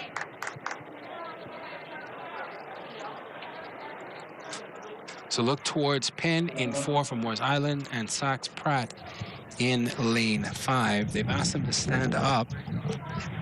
Well, I saw that, and that's all because Hannah decided she ain't ready. Trying to buy just a little bit more time. She got a hand decide, I'm not ready to go yet. Y'all got to wait until I'm ready to get out of here. Trust me, I know that feeling. You're trying to buy as much time as you possibly can. And again, she is the last one to get settled into the blocks. Almost a full field. Lane 1 is vacant. Looks like a clean start. Strong and forceful coming out here at the 100 mark. She is being challenged on the inside by Quincy Penn. No surprise here. Penn coming hard. It's a challenge here for the top 2. They're neck and neck, foot for foot. We will see. It'll be at the end. It will be Quincy Pratt, though. Penn, making the dip to pick up the win here. But both of them will advance to tomorrow's final. The flash time, 24:59. In regards to getting these kids now ready for the next level, diet and nutrition is key. Now the kids would need to start focusing a little bit more on consuming their vegetables, eating healthy and balanced meals, cutting back on some of the junk foods. Supplemental, probably look at now multivitamins, maybe getting some protein shakes in the body. But then one of the biggest things that you will see in terms of kids being able to transition from the high school level to the collegiate level and then to the professional level is just the overall development in terms of their body strength. And so more work will be done doing strength work, more work will be done absolutely getting in the weight room, and even technically. I'm looking at a lot of these kids and they're just running off of pure talent. You know, a lot of kids running, their feet behind them, unable to really get up underneath their center of gravity. And so a lot of that stuff can be corrected. But in most cases with high school programs, you're dealing with so many kids that most coaches aren't able to, one, identify these deficiencies or really know how to correct a lot of these technical issues. Well, that's when we send them to you. Okay, get the notepad and go from there. Here we go, Chris. Semifinal number 3. Under 20 girls. Johnson from Central Islanders in 1. Cargill from Kingsway in 2. Clark from Sac in 3. Wright from Sac in 4. Richards from QC in 5. Clark from, who is unattached in 6. Sears unattached in 7. And Shania Hasty from North Eleuthera in lane 8. Lane 1 is vacant so far. Expect a strong start from Nia Wright. She comes out very blastfully, trying to hold on to it, but it is QC's Nia Richards making a push on there in the inside. Richards taking an ever so slight lead here, but it is pushing back. Here's Nia Wright. Wright pushing out. She's fought off QC's Nia Richards, and it is Nia Wright who will take the win very easily. Her time is going to be very close to 25 low. Her flash time, 25:13, and secures a spot in the final. Absolutely good run there. Both runners actually having a quarter mile of stride. Very strong. That open, wide, elusive speed there, especially the young lady from Queens College. Absolutely. She is destined to be a quarter miler. That's something we said. Remember Nivea Smith? Yep, absolutely. Nivea Smith cried like a baby about running the 400. She refused to, but she would have been an absolute dream at the 400, but she did not want to hurt and did not want to go through the rigors of running the 400, and so she opted to just run the 2 and the 1. She would transition to that 4. Hey, we were looking to see some great things from her, but we did see some great things from her in the running the 2 and the 1. So we're coming up on the under-20 boys in their semifinal for the 200. Everyone chasing 21.4 is the CARIFTA qualifier. Nobody has brought that time from the heat from this morning.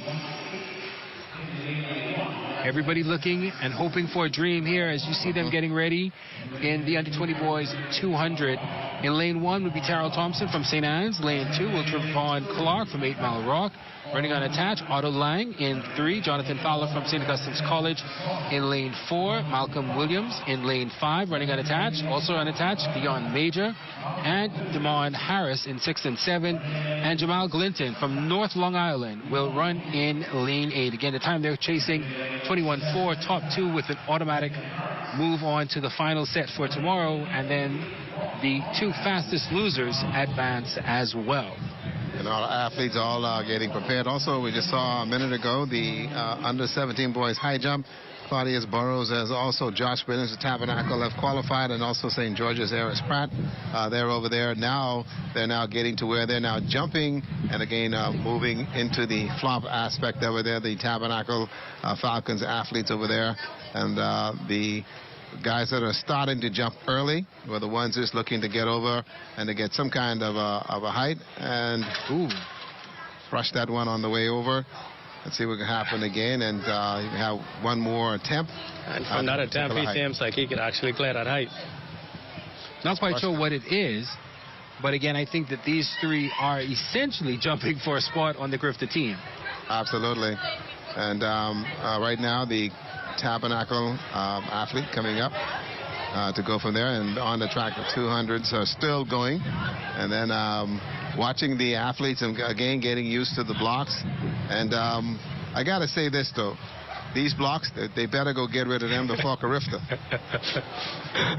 I didn't mean throw a wrench in it, right? This may be I mean, there's a lot of things that we're seeing that needs to be corrected for CARIFTA. You talk about the blocks. That's obviously something that needs to be worked on. The pressure, the temp ones. The tents. Let's consider it the practice block. Practice block. But again, usually at high jump there is a provision there for covering for the athletes. I think that this procedure that they have the athletes when they finish running, stopping and having officials double check their bib numbers is antiquated at best. I think that's something that they need to work on when we have high level meets. That seems antiquated. That needs to be eliminated. They're still doing that here. There are a lot of things that need to be corrected at this quote test event moving into CARIFTA Track and Field Championships in just under 2 weeks. Right, because all of that adds to unnecessary delays to the meet. Yep. Thank you. There you go. Yeah, no, but Andretti, it is an unnecessary delay that you talked about, and it's antiquated. We no longer need to do that, especially when you are experiencing meets that are so fast that the runners can run off the track and don't need to come back to the line to double check their numbers. Absolutely. Yeah, they'll work it out and get it all sorted out and go from there, because everything will be done based on the aspect of it. And so we'll see how they go. Here we go with the 200 meters. This is another fast heat for you. Jonathan Fowler in lane 4, expected to get out very quick from St. Augustine's College in the middle. Very fast start here for him. He's already starting to get eaten up, though, on the inside by Otto Lang, unattached. Otto Lang in there. Jonathan Fowler trying to move out of it. Otto Lang out front. Fowler chasing. Otto Lang is getting beaten. It is Fowler out front. Fowler chasing him off. Fowler pushing hard. He's going to come down very quickly to 22 low. And Jonathan Fowler finishes in 22.10. A strong run by them. A strong run and a strong finish there. That push by Otto Lang may have helped him a bit to get there. And one of the things that I noticed with Jonathan and his races is even though he's a 1 and 200 meter sprinter, he runs 4x4s. Yes. And so that shows in his finishing speed. You see him there. He's still caught up in the pack at this point. Otto taking control, but coming right here, about 90 meters to go. He just picks it up and keeps on chugging. See the arm action? Watch the legs, watch the knees. The knees are all coming up. This is carrying the speed and moving forward. Absolutely clinical race there in the 200 meters as they look forward to the finals that's set for tomorrow. Second semifinal now. Zion Miller from QC in 1. Wellington Newbold unattached in 2. Thorino Evans from Huntley Christie in 3. Adam Musgrove unattached in 4. Akeem Bolake from St. George's in lane 5. Tafari Strawn unattached in 6. Alvin Marshall from Central Andress in 7. And Ronnie Laguerre unattached in lane 8. Looks like this field has been diminished as well. It looks as if it will only be 2, 3, and 6.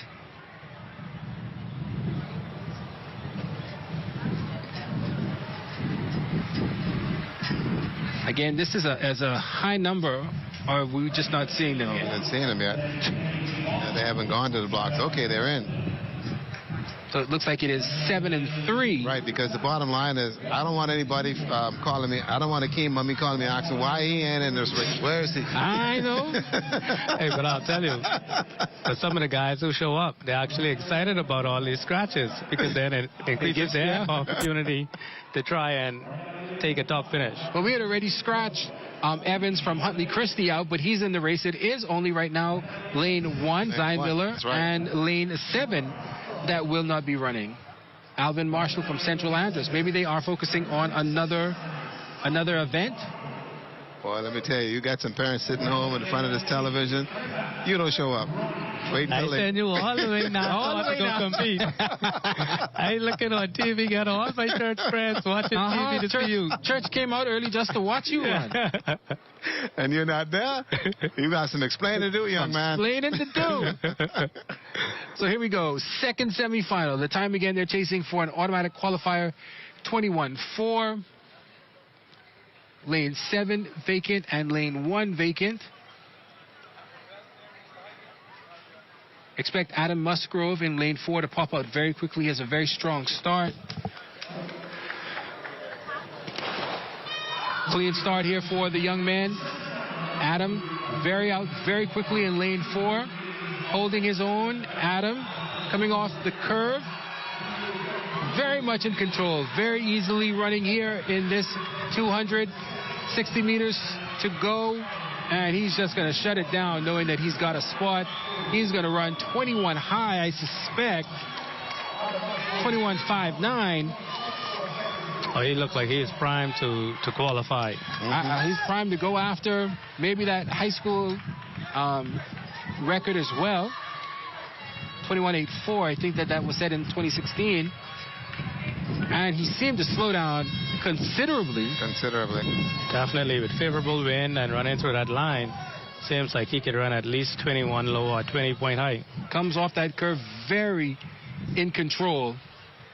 And you can see it with about 30 meters to go. He intentionally shuts it down. Right about here is where you'll see, yeah, there we go. He shuts it down knowing that he has a spot and still runs at 21 mid. Absolutely.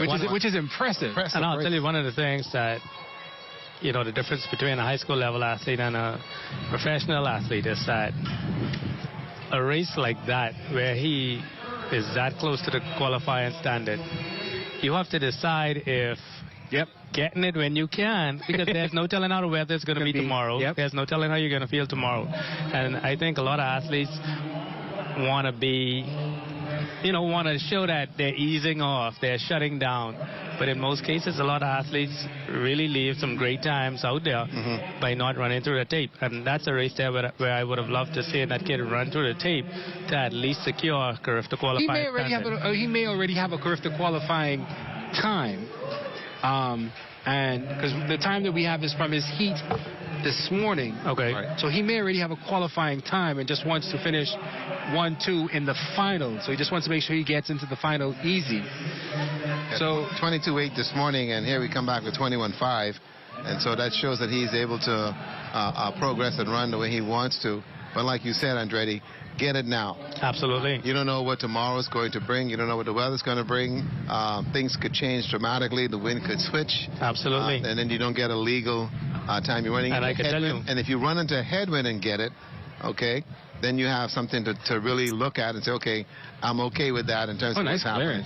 Correct. And just speaking from personal experience, I left a lot of fast times on the track because, again, you wanted to just shut it down, save for tomorrow. But honestly, you want to look pretty. Yeah, right? You want to look pretty.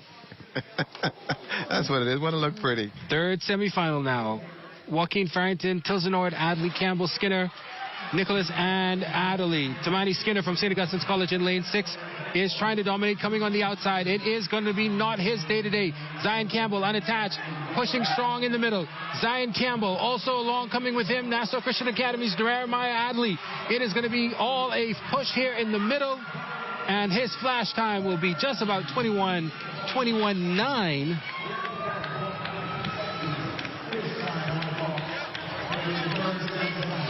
Jeremiah with that 21:9.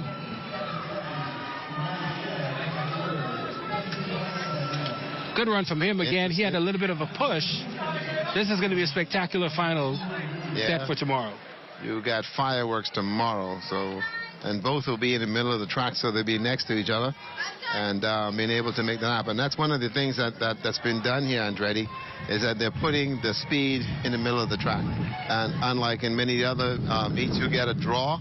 You know, you're on the outside, but you got the fastest time, and you can't see the competition, but put them together and then see how they run in there. And you can see here now coming off the bend into the straight, beautiful hand action. That head is still focused. That head's not moving. And this is another one that should have just taken it straight through the line again and be able to go from there. But again, I guess they want to conserve that energy and then try to come back tomorrow and see what they can actually put together. Absolutely. And what's so interesting, even if you watch how track has been evolving over the past few years, lane 4 has always been the preferred lane. But now at the Olympics and World Championship level, it seems like it's moving more to lane 6. Yeah. 6 and 7. You know, persons want to run a shorter curve. There you go. And again, the selection that the way that they allocate lanes has changed over time. So before it used to be just seating from lane 4 back out. In some competitions, it's the top 4 will be assigned randomly. Correct. The middle 4. Correct. And then Correct. the bottom 4 will be randomly assigned 1, 2, 7, and 8, or in some instances 2, 3, 8, and 9, Correct. depending on where it is. And so it's not even you're running to get to lane 4 anymore. You're running to get into top 4 and Correct. pray you get the lane that you want. Absolutely. Good. Here is the medals presentation. Let's take a little bit of this in, and so we can congratulate our athletes. Medal presentation taking part right now. Harrison Thompson, who's presenting the medals to our athletes. Congratulations to our 400-meter hurdles under 17 boys.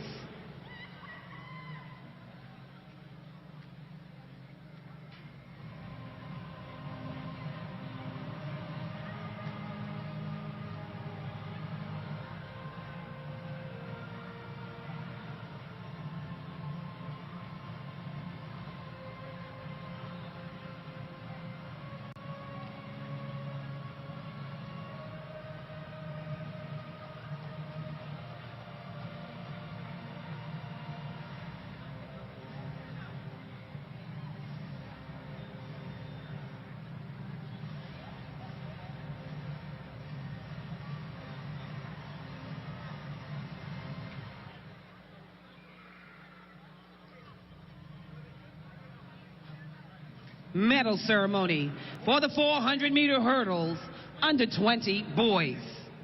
Presenting the medals, Mr. Harrison Thompson, Chairman of the CARIFTA LOC. Bronze medalist representing St. Anne's, Berkeley Munnings.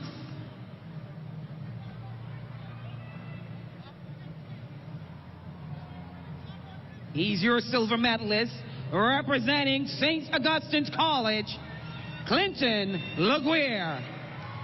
CARIFTA qualifier, our champion in the 400-meter hurdles under 20 boys, gold medalist representing unattached with a time of 53.25, a CARIFTA qualifier, Shimar Bain. Congratulations to all of our 400-meter hurdles under 20 boys.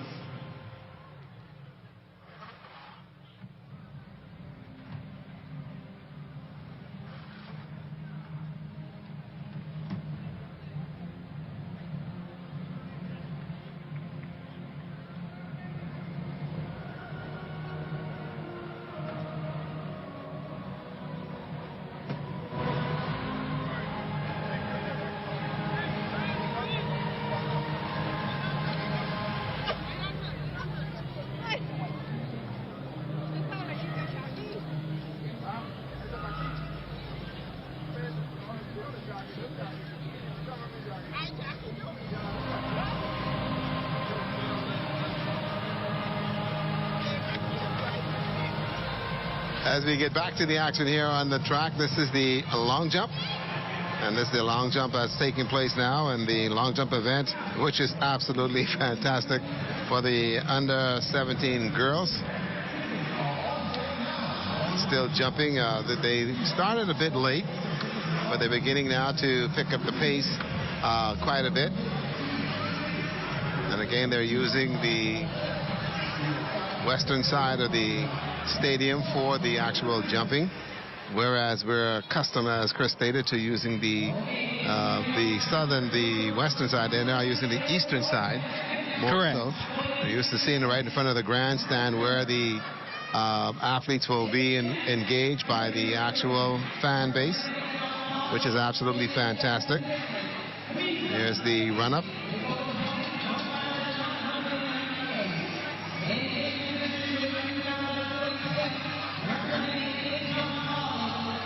And the high jump still continuing for the under 17 boys from the QC Comets. I think that's... is that QC or St. John's? It looks like QC, I think. Oh, St. John's. No, QC. CV Bethel getting ready to jump now. CV Bethel, let's make sure we find out exactly. Make sure we give the... It looks like CV Bethel. CV Bethel's colors. They're trying to get numbers. The athletes have the numbers in the front, and pretty hard to get a gauge on them. And also the multi-event javelin. That's also taking place at the moment. And then also coming up shortly will be the under 17 javelin throw. That's also going to be an event that we're watching here this afternoon in our session. And our officials, that's the under 17 javelin competition that's going on right now. And this is going to be a very long and interesting event, because the javelin has to travel a certain distance in order for it to be marked. And the first three throwers, okay, that one I believe, okay, that one has gotten over the area, threshold. And so that looks like that's going to be one that they'll be able to use. So everyone's getting in some throws in order for them to get loose before the actual competition begin. And we have to do one thing, Chris. We have to get away from this advent of keeping our children in line as if they are in primary school going to lunch. Utter ridiculous. I don't disagree. Again, it seems weird for me to have a setup like that. And again, the antiquatedness that we talked about earlier, I think, creeps in here as well, where you have to have the kids lined up, like you said, getting ready to pick up your milk at primary school. Mm-hmm. It is antiquated, and I think that we need to, especially with this being a test event moving towards CARIFTA, where you see at the bigger meets where there is an announcement of who's next, not where we've got to fall in line in terms of who will compete next, where there is an announcement either orally or with a scoreboard. And maybe that's something that we need to look into. You also talked about still running the tape. The GPS is more what we're using these days, so a lot of things that we need to look into. The heptathlon 800 for the open girls, competing is Lachey Smith, Trinity Penniman from SAC, Essen Sands from Doris Johnson, Kamijah Skippings from St. John, Sunland Baptist representative is Kaylee Pratt, Angelique Dean from Temple Christian in 6, and Samaya Adley from St. John's is running as well. Getting out there, it looks as if that is Sands. Skippings maybe in lane 4. I think she is wearing lane 4 on her thigh, so that may be Skippings from St. John's. A very non-traditional uniform there. Okay, as they now coming around, completing the first of 2 laps. It's been an arduous day for these young ladies. Yes. This is their second day of competition. Them heading here into this last event in the Octathlon. I could never say that word. That's one of those words I just cannot say. But it is the 7th event and the culminating event of this multi-event competition. So again, the person who wins this 800 does not necessarily mean that they've won the event. It is still a challenge for points that they're going after. All 4 bunching up right now at this point, coming around. Looking for them to come a little bit of a spurt coming after this 200. But again, these girls have put so much out on that field, pulling out ever so slightly. It looks like Trinity Penniman from St. Augustine's College is out there. But you can almost feel the pain that they are going through. The 7th event for them over 2 days. And to come to run the 800. I always thought that it was an insult to the athletes to have them run the longest event at the last event, as the last event in this. Have nothing left exactly in the tank, and now you're asked to do this 800 meters, which is actually 2 laps. Everything tiring. Everything on you is hurting, and now you're just trying to get to the finish line in order to finish and get as many points as you can, and then determine the winner in this one. But it's a wonderful finish. Kaylee Pratt from Sunland Baptist finding some energy to get pushed here. Her time will be somewhere around 2:45 low, I suspect. Still have to wait to see the points. That she got 2:45 exact. Not sure how many points that will get her in her overall standings, but still a really heart-wrenching effort from them to get out here to put it all out. Again, 7 events over 3 days. And what a gesture just a moment ago. The both of them actually congratulating each other and talking to each other and coming off the field.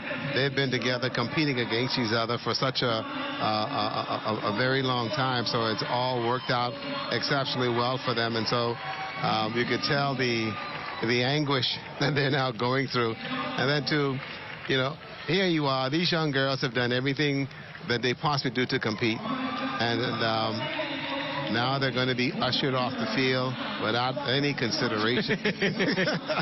No consideration at all. And one of the things that will not be a part of the CARIFTA Track and Field Championships is that they will not be handed any kind of liquid because of the anti-doping scenario that will be in place. The athlete will have to go to the container themselves, get the actual liquid that they require, open it themselves, and it will have to be closed. And it must be closed. It will be closed. So that is something that you will not see during the CARIFTA Games. As again, that is one of the practices that they have as far as the international component is concerned when it comes to track and field. And so they will be following strict rules, strict water rules. Where the World Anti-Doping Authority, they will be using. And again, some of those who are selected randomly for a test aren't even allowed to drink until they have already done their due in the cup. And we think of it as something that's very simple, but there is so much technicality in that to go through all of that. Boy, it's going to be interesting to see. Now we're still at the high jump for the under 17 boys, St. Augustine's College. Damian Bryce.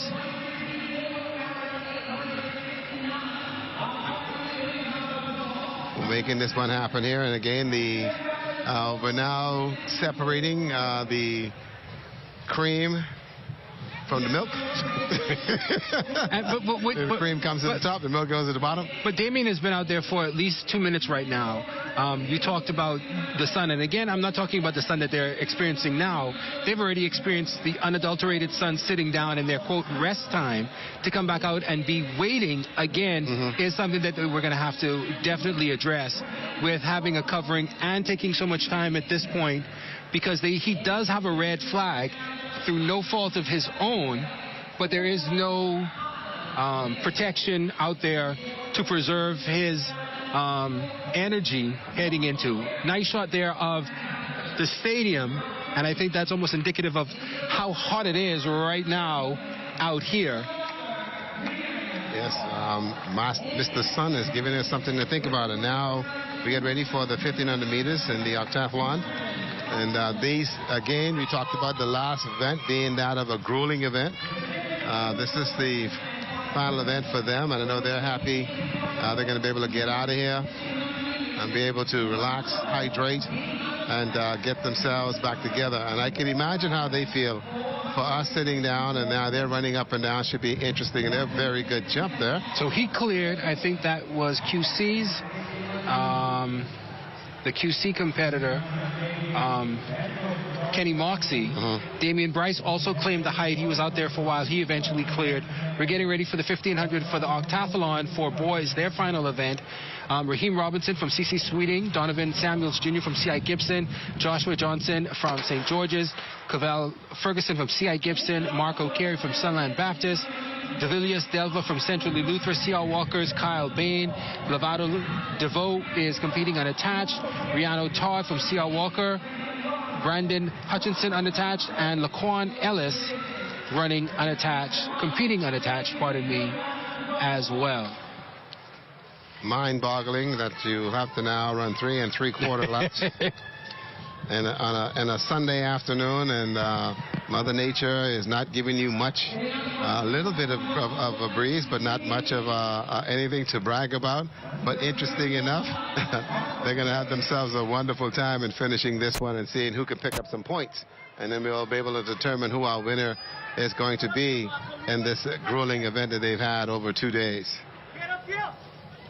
And coaches all giving instructions to their athletes in regards to making sure that they are able to stay on par and be able to pick up the points. And this is where training comes in, and you have to have a calendar where you've got to get out.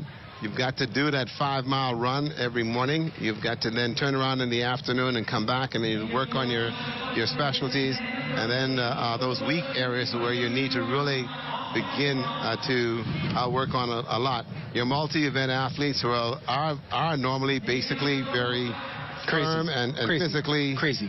Use the right word. Crazy. No. Like they say in Eleuthera, crazy. Physically structured, okay, for such an event. And I'm surprised of the height of these. Normally you're looking at taller frame athletes, but the heart of a champion is something that you can't measure. And that's exactly what we're seeing here right now. Joshua Johnson from a Jaguar from St. George's, taking this on very steadily out front, has about a 30 to 40 meter lead on the rest of the pack, but again, not quite sure where he fits in overall. But one of the shorter competitors taking the lead.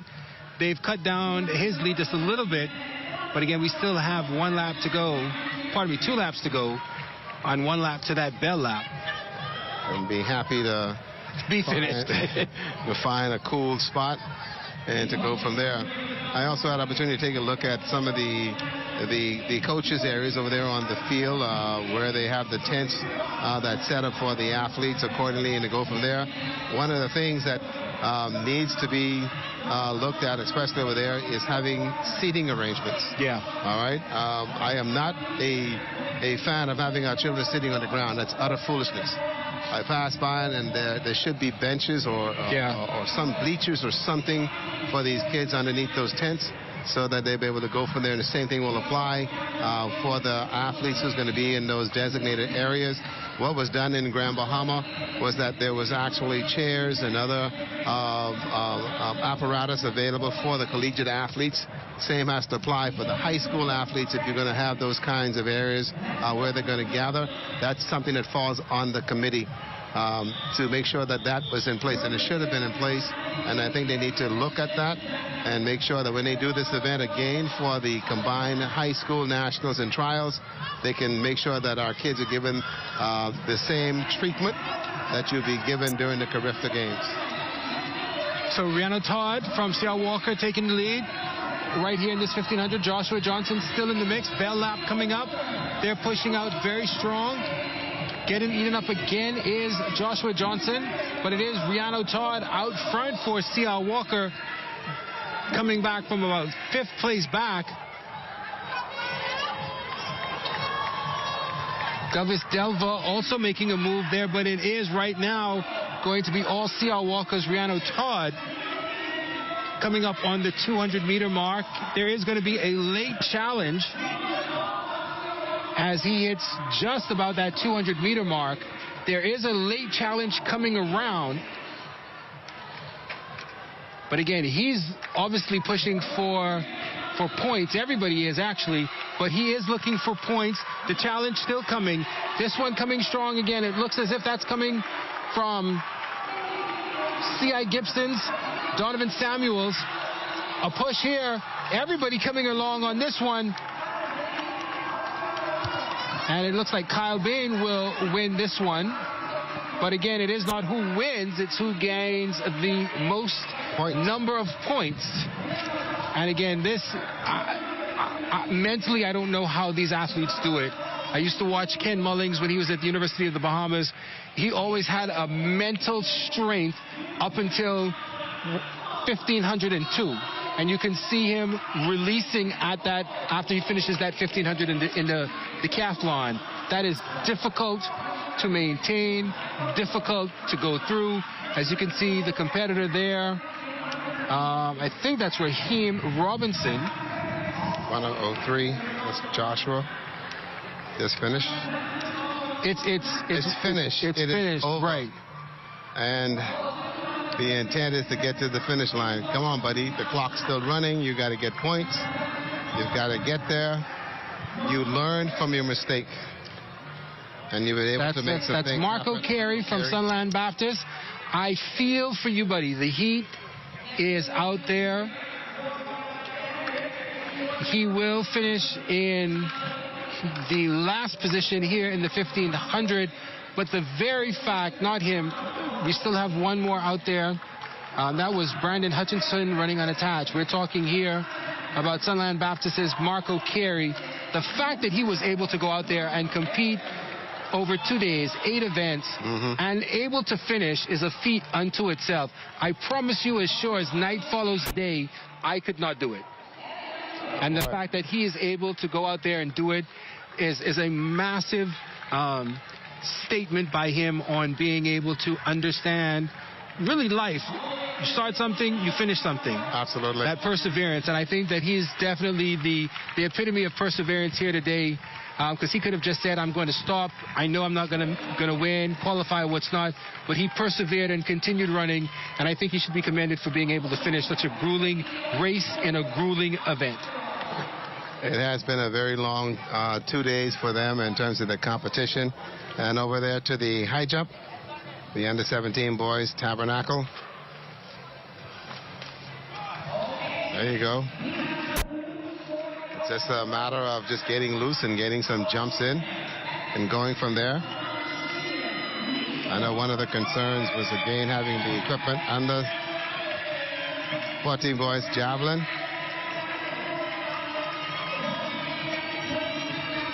I think that one's going to count. So as we get ready to move into these long-distance events and some of the field events still going on, we're going to bring in Bernard Newbold, the coach here in the Bahamas, coached internationally as well. Thank you for joining us, Bernard. Day 2, you've heard some of our concerns. Do you think that these are things that the LOC is going to be looking at as we move forward? Indeed, we're going to sit down and go through the things that we had here, because I also work a part of the LOC, responsibility for the athletes and talent relations. And so we'll sit down with the CEO and go through the what's missing. And we pointed out one of the things, and we saw that where there's not enough seating for the athletes in the holding areas. So we'll get that corrected. Get that correct. Tents for the athletes in the competition areas. That's also essential. And I'm looking at our young athletes. No hats, nothing, and just sitting out there and you're subject to the element. Yes, it is a cool day to some extent, but the advent of the wear and tear takes away from what you could possibly have done if you were in a more controlled area in terms of the conditions. High jumpers now. This is the showtime. These guys are really going at it. There you go.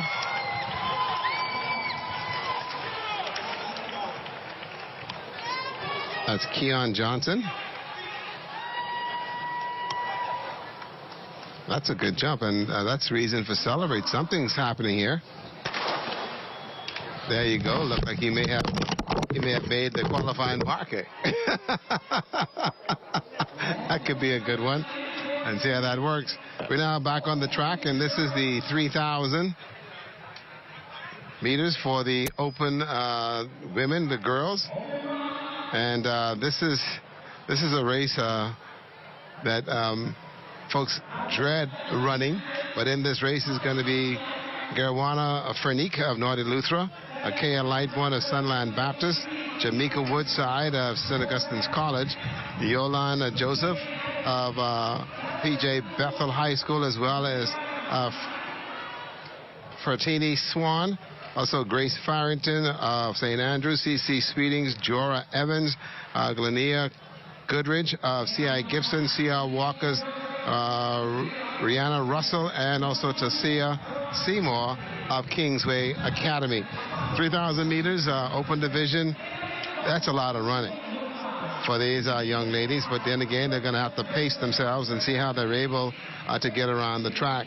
It is good that we still have a cadre of distance runners. In the past, we have dwindled down by great means, especially with our female runners. And now here we are with 10 female runners and running the 3,000 meters.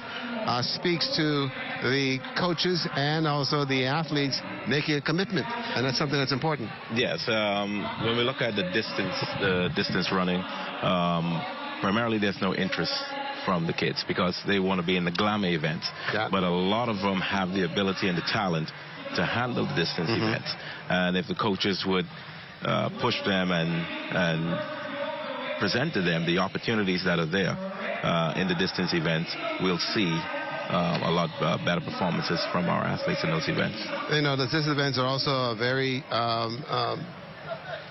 they refer to a quiet event, because what I'm saying is that you're by yourself. Right. Okay, and there aren't anyone to help you, and you've got to get out there. You have to put in the road work.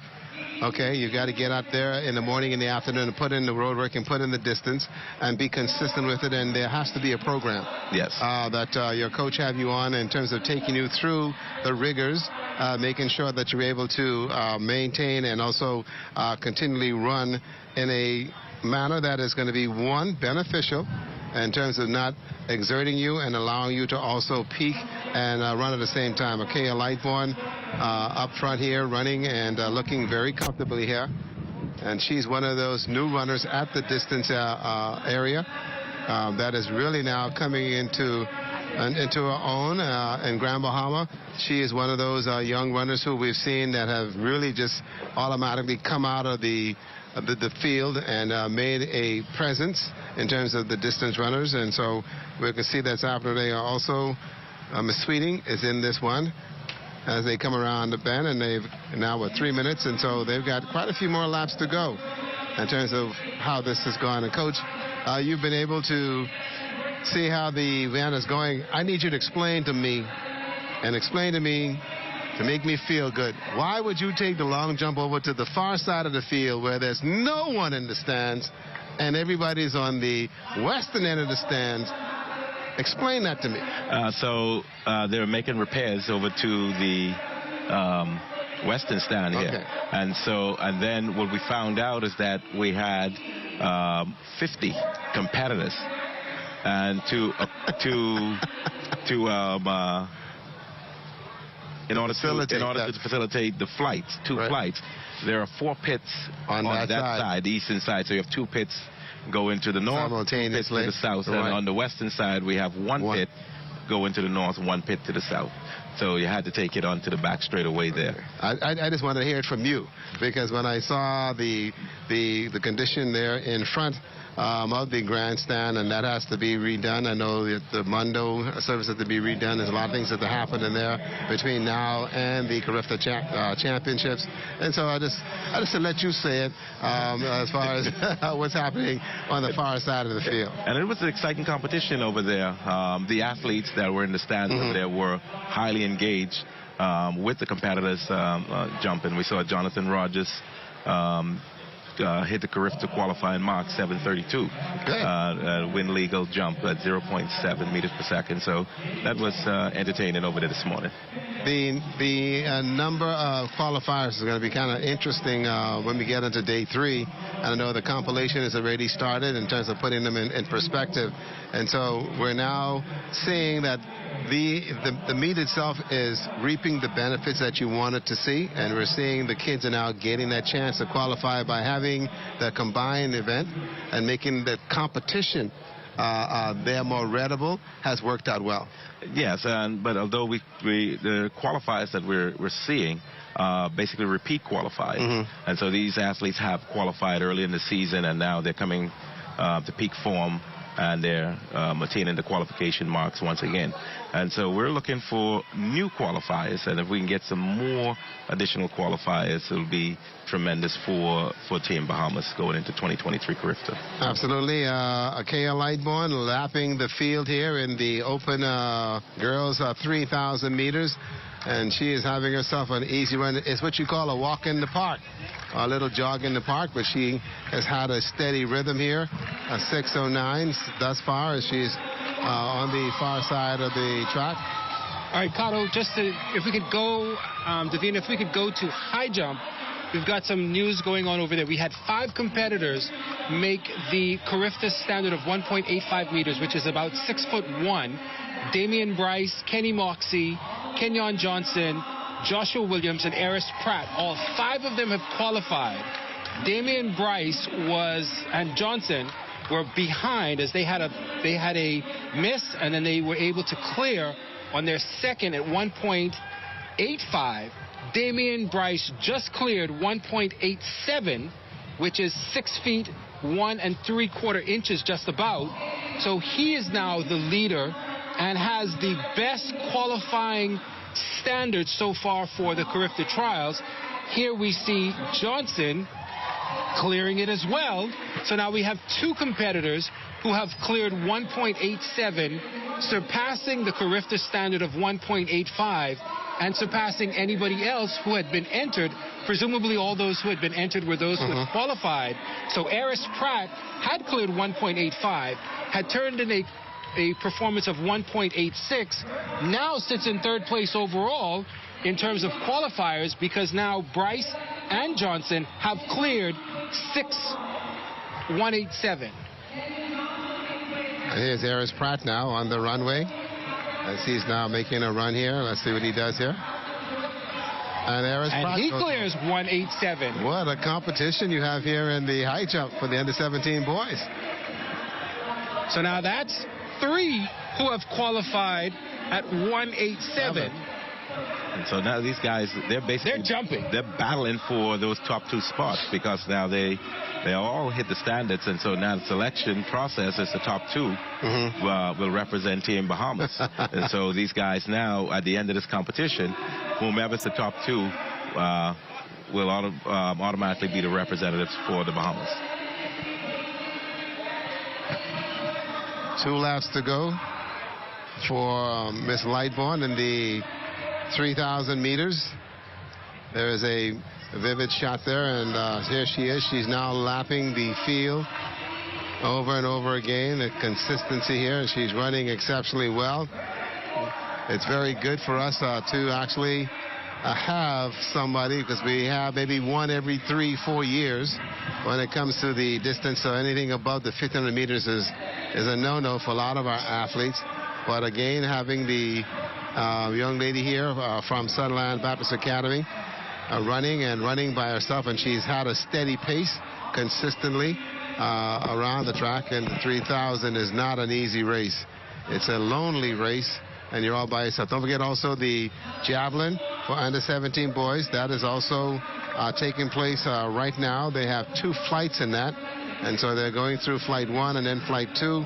First flight has got some 15 athletes. The second flight, 13 athletes, and so they're now going to that as well. But also keep in mind, folks, that the shot put is also to take place a little bit later, and that is going to be for the under 17s as well. So there's still a lot of field events to go here this afternoon at the Thomas A. Robinson Stadium, the combined CARIFTA Trials and National High School Track and Field Championships. And it now come down to 1 lap for Arkea Lightbourne.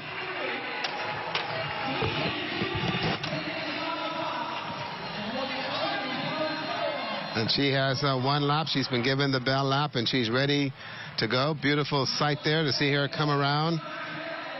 And she is really represented well. She's now passing the athletes in the high jump and beginning now to pick up the pace a bit as well. You can see that arms are moving a lot quicker and moving in the right direction. So she has really been outstanding. It's been a one-person race, and she has shown that she's able to duplicate what she did in Grand Bahama, and here she is doing it here at the Nationals and the CARIFTA Trials. Absolutely fantastic for her. And now she's in her final stretch, and here she comes, ladies and gentlemen. Arkea Lightbourne, Sunland Baptist Academy, the lone runner out front here in the open girls 3,000 meters. She's being cheered on by the fans here that come out for the afternoon session. And she's able to do so in grand style. 11 minutes, 11:18.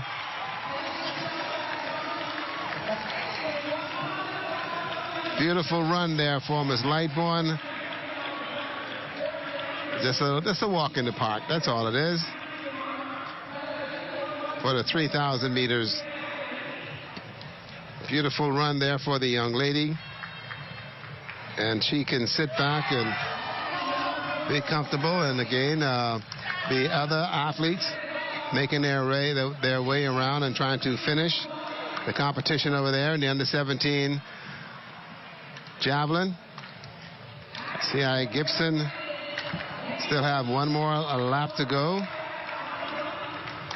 And then when we look at Kia Lightbourne, she was just 3 seconds off the CARIFTA qualifying mark. The standard here is 11:15.63, and she was 11:18. Absolutely. So the selection committee has their hands full. There you go. In order to verify and to see whether that is, she didn't make the standard. The lone runner out there by herself and getting through will be interesting to see exactly how that's going to work out. St. Augustine's College, they're still working on 2 laps to go. Also, keep in mind that from Grace Farrington from St. Andrews, she's still on the track. Here is the triple jump. This is the boys' triple jump. And if I can chime in here on an update in terms of the seating for the athletes, our CEO, Mr. Lyndon Maycock, heard the cries here, and the seats are on the way for the athletes. And so we have them on the way. So we're Yeah, I was a little concerned about that, and to make sure that we get that and that happen. And so our kids have some some means so that when they come back, come tomorrow, they wouldn't have to be concerned about having stuff laid all over the ground and they are trying to find towels to sit on, that kind of stuff. And so we'll see how that goes. The runner here from St. Augustine's College coming around, that is Jamaica Woodside. And also the high jump now, Eris Pratt. Now coming around, Eris Pratt clears it. So Eris Pratt is in the mix, and as they move up to the next height, that's a clean jump. So we've got two competitors that have actually cleared that height. And this is when things really begin to hurt. Here you are trying to compete in the 3,000, and they're now telling you that you're getting another lap. And now the competition still in the high jump. That's still going on. The athlete number 180. Yeah.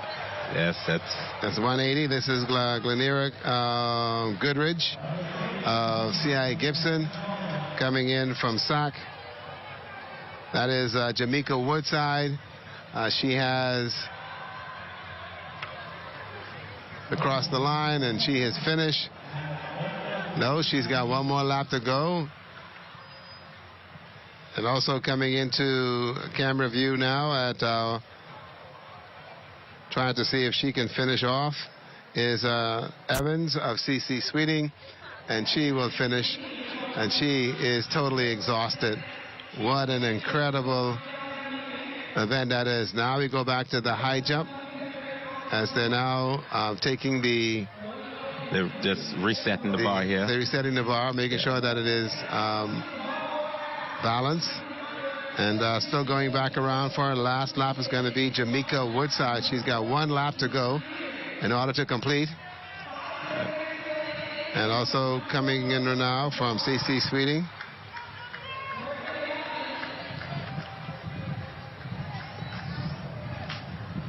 Absolutely. There you go. One more lap to go. They're still on the 3,000, and also still going on is the high jump. And that is for the under 17 boys. And this is going to be the final attempt at this height. Final attempt. Oh. Boy, so he's out of the competition. But what a gallant effort that was.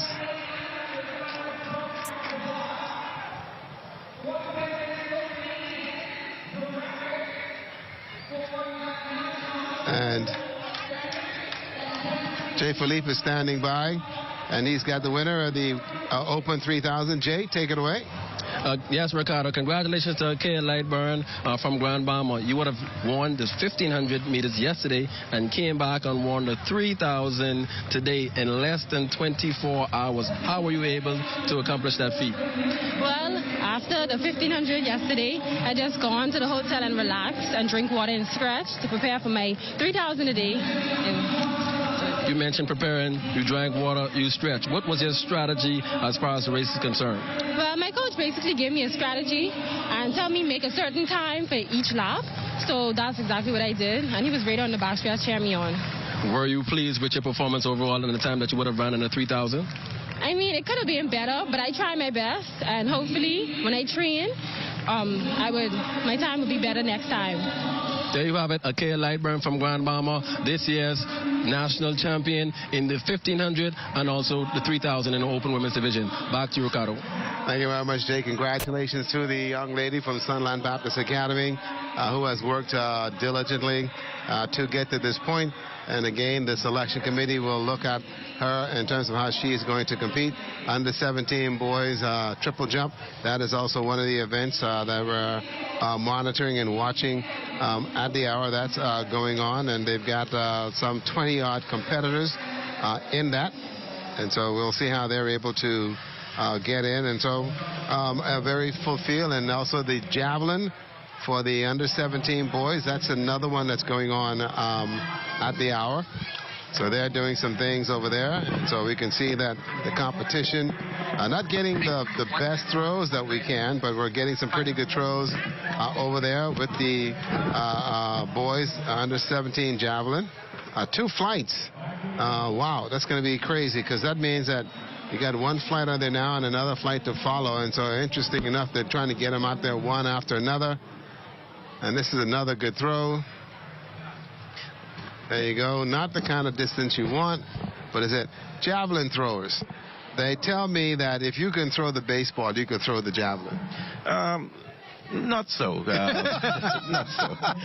Baseball tends to come outside on the pitch, and then javelin throws come from through the elbow. Over the top. And so there's a little different discrepancies with it, but we tend to see some baseball players and pitchers will come and do it, but if you're a great pitcher, you won't come to javelin. The reason why I say that to you is that back in the day, in Nagua. Back in the day? Listen, man.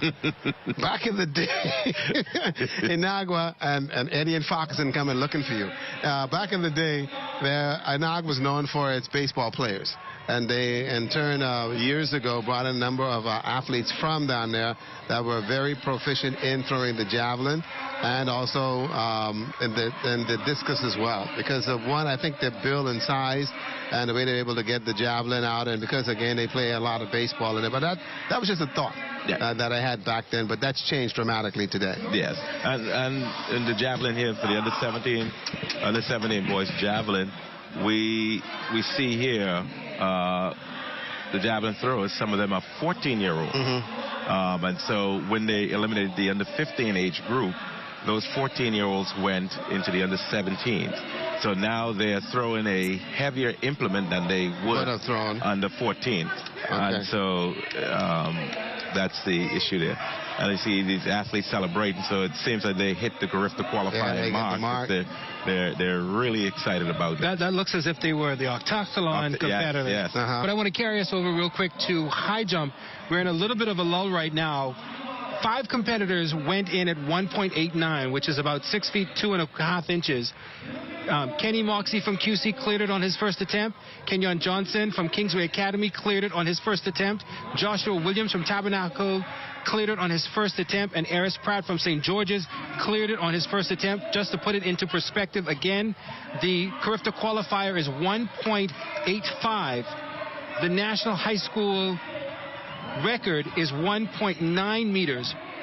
Damian Bryce from SAC, not even in this age division, just turning 15, missed all 3 attempts. Kenny Moxie there, number 11 for QC, is getting ready for his first attempt at 1.91 meters, which would be not only a CARIFTA qualifier, but a national high school record, and would put him in a serious spot to go after a CARIFTA medal as well.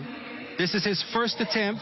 4 competitors have got into 1.91, 6 feet 3.5 inches. And he does not clear on his first attempt. But it has been a very hot, long afternoon for them. They had to go through 21 competitors to whittle it down to 4. But again, 4 of them right now have surpassed the CARIFTA qualifier. And I know selection.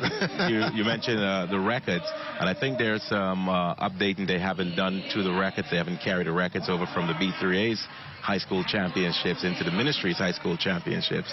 And so when we think about high jumping records under 17, you go back to the Ricardo Jacks, who was jumping at this age, I believe it's like 6'6", 6'7". And so there may be some updates to what we see on those sheets here today. So here, Joshua Williams from Tabernacle, 191. He clears and takes first place right now.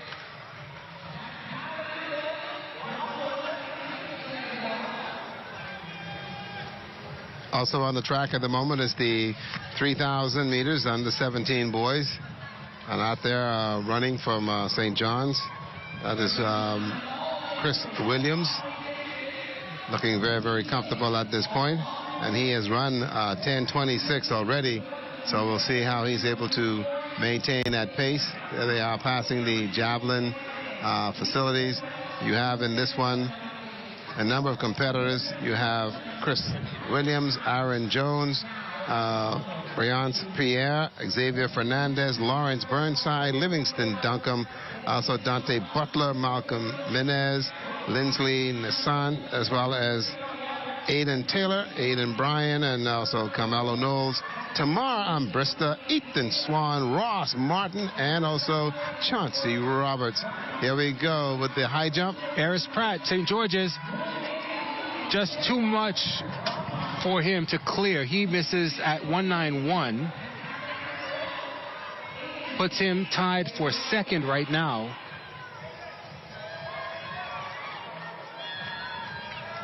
Four laps to go here in the 3,000 meters. Out front there was Chris Williams, and he now too having to be pushed a little bit. And what a race. 3,000 meters. Run from here to the airport. These guys are looking for, they're looking for 9:55.15, which is the CARIFTA qualifying mark for this 3,000 meters. And so we're hoping that they would get under that mark, or at least break the 10-minute barrier. But they're going to have to run and be smart. These two guys can push each other.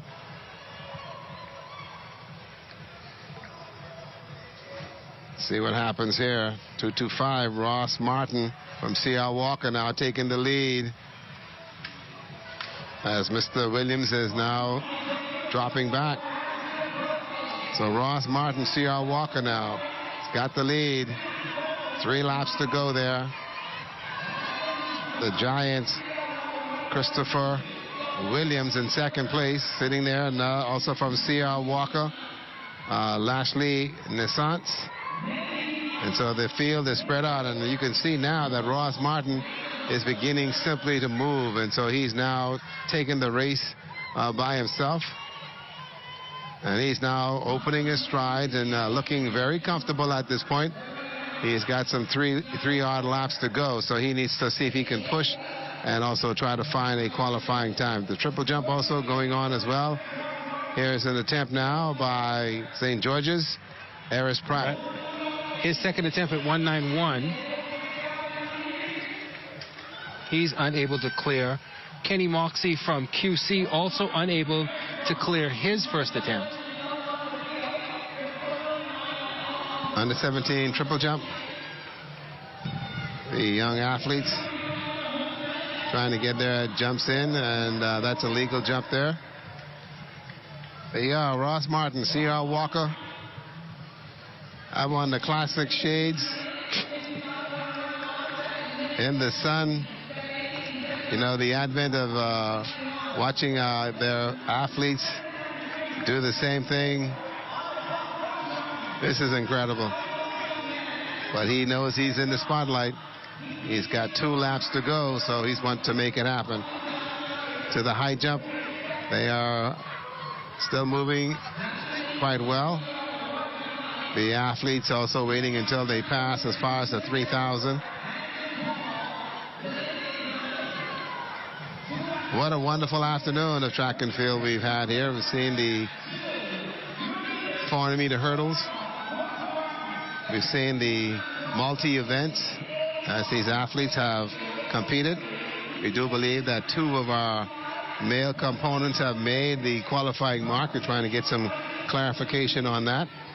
And if we can get that and a word from them, we'll know exactly how they are faring at this time. But we're closing out the 3,000 meters. Mr. Ross Martin has got another lap to go. He will be given the bell lap when he comes around, and the other athletes will have an additional 2 to 3 laps to go. And so if this crowd can push him on, I think we might see him under that qualifying mark. And he needs to go now. He needs to go. He needs to pick up the pace, as he will be given that bell lap. There he is, and he's now gone into a sprint, and he knows good and well that he's going to have to go. And he's trying to get well under that 9:55 mark. Yes, he'll have to break a minute in the last 400 here. If not, he would be right around 10:05, 10:06 finish time. Well, let's see, 9:18, 9:20, and he's got to go. He needs to pick up the pace. He's got to really, really pick up the pace here. This has been a grueling race for him, I think, and now let's see if he can. Yes, he's turning it on. Can bring it home. Making the team is in your hand, young man.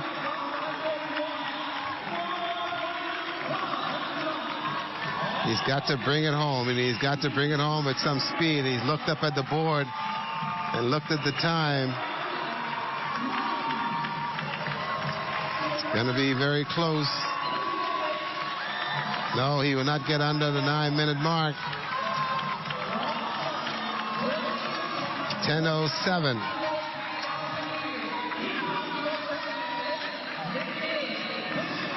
So, selection committee, they have their hands full.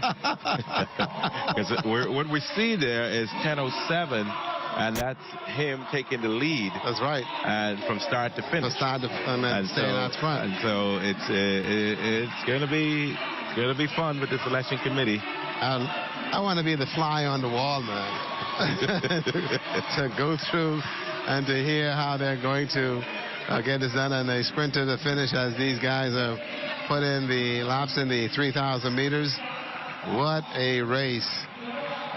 You got to be brave heart, or like they say, a brave at heart in order for you to compete at this level. Some of the other athletes have at least another 1 to 2 laps to go, and to go from there. But that's another thing, like you said, Coach, they'll have to look at, because we saw in the girls 3,000 was the same concept. Yes. Where having to run by yourself and to be able to time yourself, you're running against the clock. I understand it, but I do believe that with competition, you will find that will bring that time down tremendously. But having to run by yourself is a very, very difficult thing. And then, too, you must look to the clock and then be able to run against the clock and understand where you are at all facets. And you'll find that as they started a little bit gingerly in terms of their start, but the actual finish was very, very strong. And as you can see here, St. Augustine's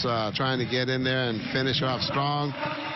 St. Anne's athlete also looking to get to that finish line and complete this race.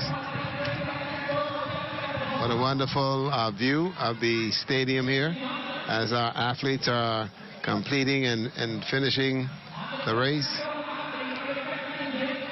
Okay. And it's good. Go ahead. It's good to see these young kids here in the 3,000 meters, and you'll be shocked and surprised that some of them are actually 13, 14-year-olds. And so the future, it's bright for us in distance running if we put our minds to it and invest into these kids. I'm elated that we've seen this kind of productivity from our athletes in terms of that. In the Joshua Williams, Tabernacle Baptist, just now probably stamped his way onto the CARIFTA team. Clears 1.92, 6'4". He was the only competitor to clear 1.91. Kenny Moxie and Eris Pratt both had 3 knockdowns. Kenyon Johnson from Kingsway opted to move on and pass to 1.92. Joshua Williams just cleared 1.92 and takes the lead in this competition. Johnson already has 1 knockdown, so that puts him at this point in 4th spot. He's going to need a clearance here to take over 2nd spot, as there is a tie for second between Pratt and Moxie, because even going back, they both have the same scorecard going back to the beginning.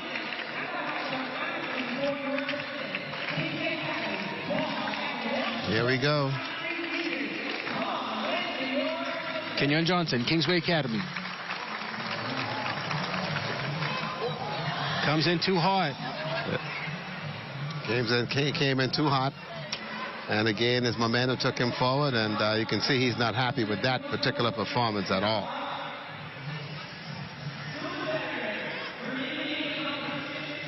Finishing up the race here, the 3,000 meters.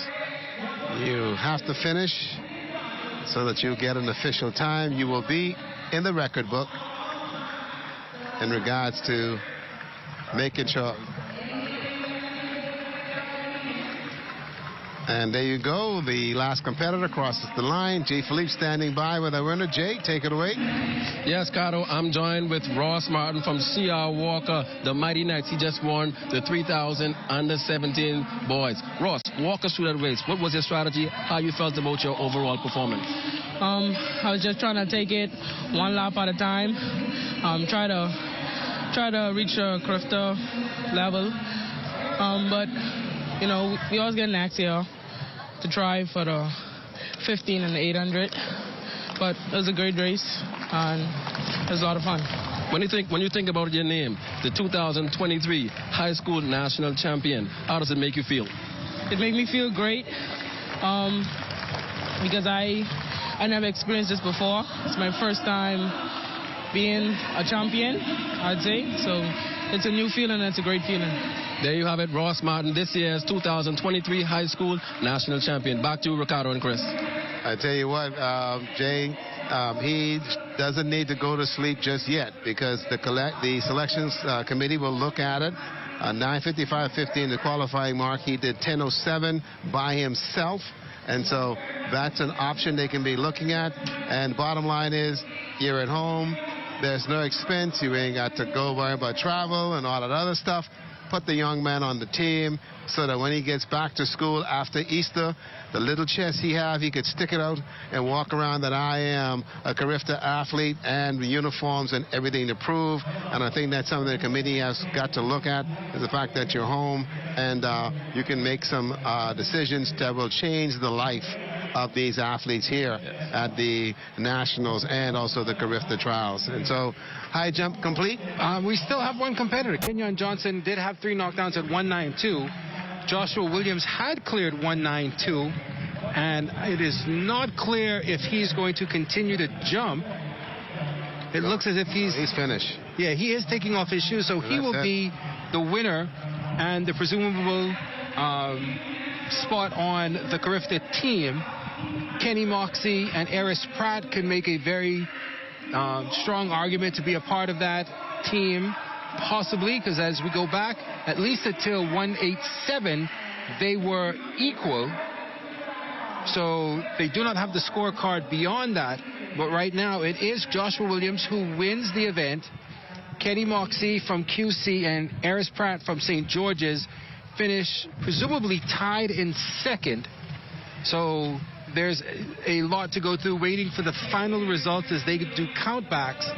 But a great event here. We had 5 competitors clear 187, which was beyond the CARIFTA qualifying mark.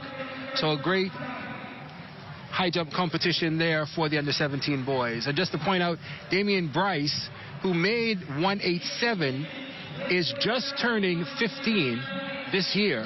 And he's a qualifier in the under-17 boys triple jump. Triple jump as well. I believe he'll be one of those competitors over there in the triple jump. Triple jump. So, yes. Wow. At just turning 15. Just turning 15. Just turning 15. Boy, that's incredible. Still going on. It's the triple jump that has taken place for under-17 boys and also under-17 boys javelin has taken place as well. So the competition is ongoing. The track events are complete for the afternoon session here today. But again, the field events are still ongoing and very exciting as these athletes are all, again, preparing to give it their best to see if they will be able to earn a spot on this year's CARIFTA team. There's the javelin throw. That one is pretty good. And the thing is, folks, there's two groups of the 2 big groups. 2 big groups. 2 big groups of the under-17 boys javelin. And I tell you, even in the triple jump, we've got some 20 competitors. Zion Thompson, also Brendan Clare of Temple Christian, Mario Davis, A.F. Adderley, Jemiah Mortimer of Anatole Rogers, Gary Fitzbacher of Jack Hayward High School. You have Devon Davis of Queens College, Sac Damian Bryce, St. John's Lynn Roberts, G. Singh of CV Bethel, Calvin and Bristow of CV Bethel, Queens College, Tayshan Taylor, Matthew Esteve of C.I. Walker. Sack has got Joshua Lockhart, Caden Hepburn of St. George's, C.I. Gibson, Ferdinand Jean Noel, Delano Altamere of C.R. Walker, Anthony Missick, Ricardo Johnson of Mangrove, Key Andros is in the competition, also Deshaun Dean, and there is also Jaden Cooper that's over there in the triple jump. And they're now they're making their way to see if they can also get themselves into the competition. Triple jump event, right. Under 17 boys. And that's pretty good jump, right around the marker that they put there for the qualifiers. Can't tell you exactly what that jump is, as the apparatus is not available or being used that would give you the distance and the length of the jump by the jumpers. Again, they will all be in place for the CARIFTA games. And so once they would put up the names and the numbers, you know exactly what they would have actually jumped. Here's the javelin, again, the under 17 boys.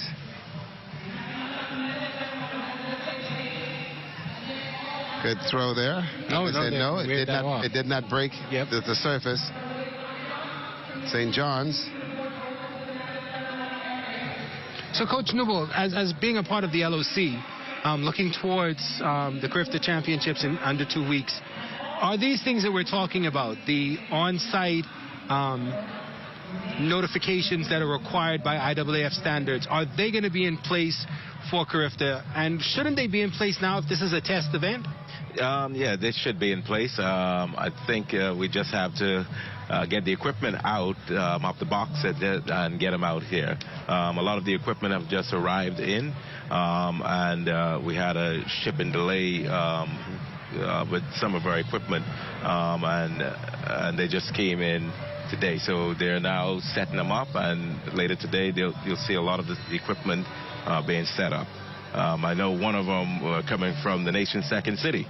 Oh, yeah. So that has nothing to do with us. And so we had to... Nothing to do with us. I just want us to be clear, is that I've spoken to some officials and asked, why aren't these implements being used?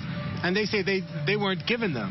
And I would assume, all fun and jokes aside, that this being a test event, we should be testing everything. Yes. And it seems a little...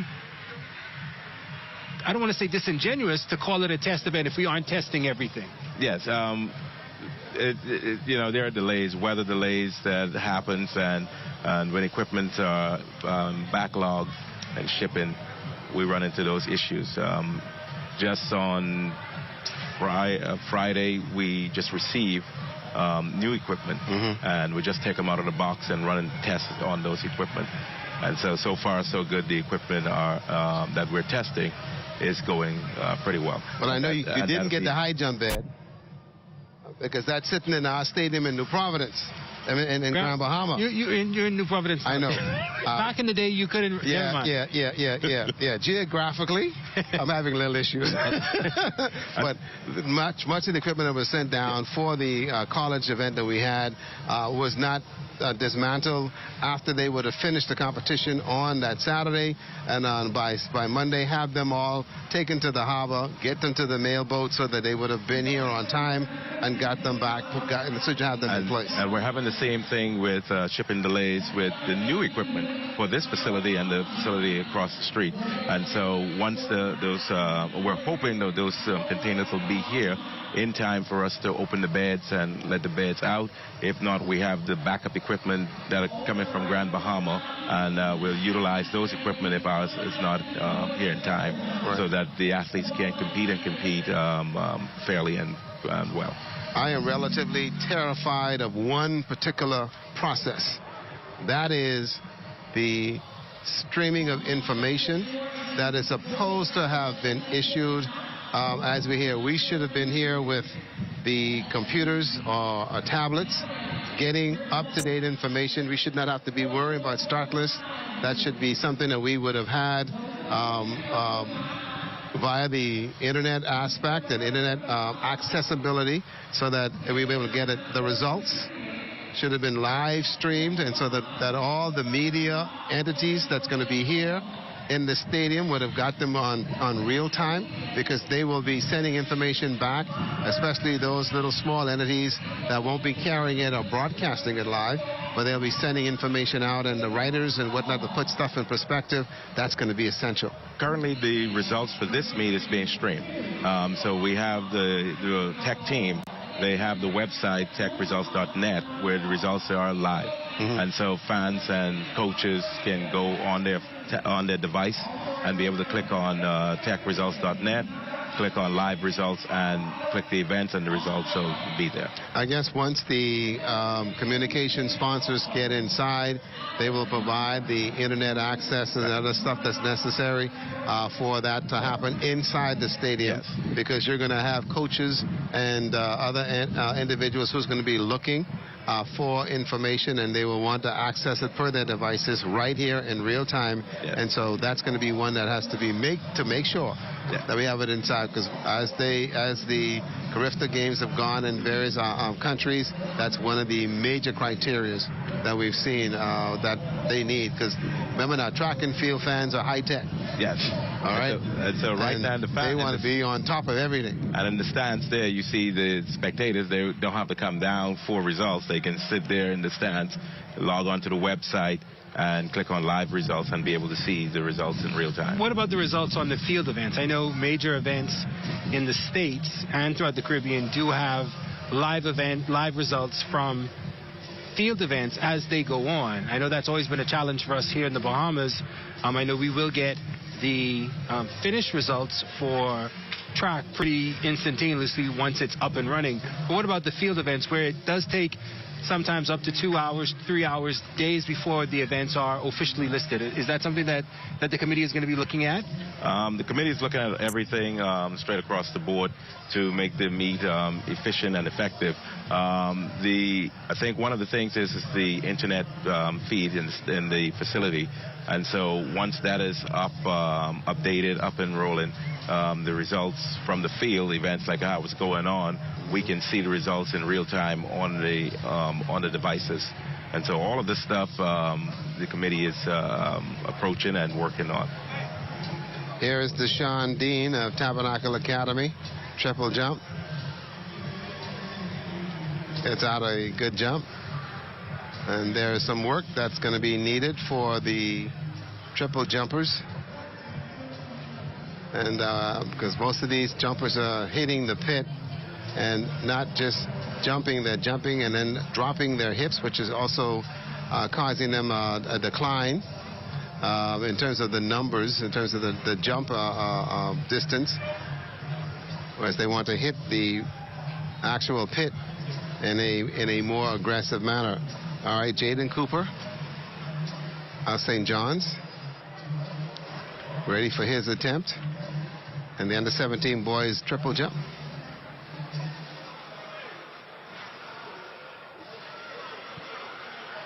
Here we go.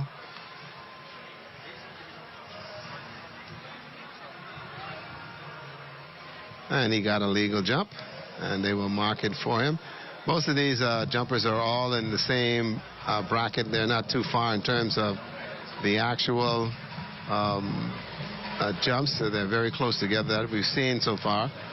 But they are going to get their 3 opportunities, and they'll go again. The javelin's still ongoing. Again, they've got 2 final flights, and they're trying to get everything in as they possibly can. From SAC, that was Kimard Farrington, I think that's the name. And he's over there trying to loosen up. Look, they're into flight 2 of the competition. Flight 1 would have already thrown. Now it's flight 2.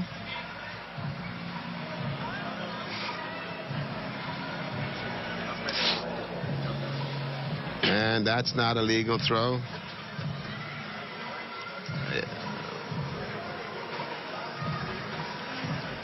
Lots of illegal throws by the athletes in the under 17 boys javelin. Beautiful shot here of our stadium in the city of New Providence.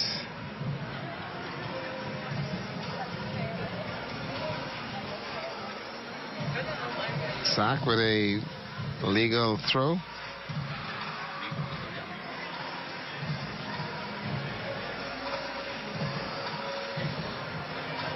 I don't know what the distance is, but Mr. Farrington has a very good throw there for the St. Augustine's College. Glad you got that right. That's all right. That is Andre Roll. It's just going to get that in. No. Since we went on air, it has, and Mr. Chris Saunders has insisted that it be referred to as the St. Augustine's College, and we have had to oblige. Yes, we've had to oblige and make sure that we stay within context. And to go from there.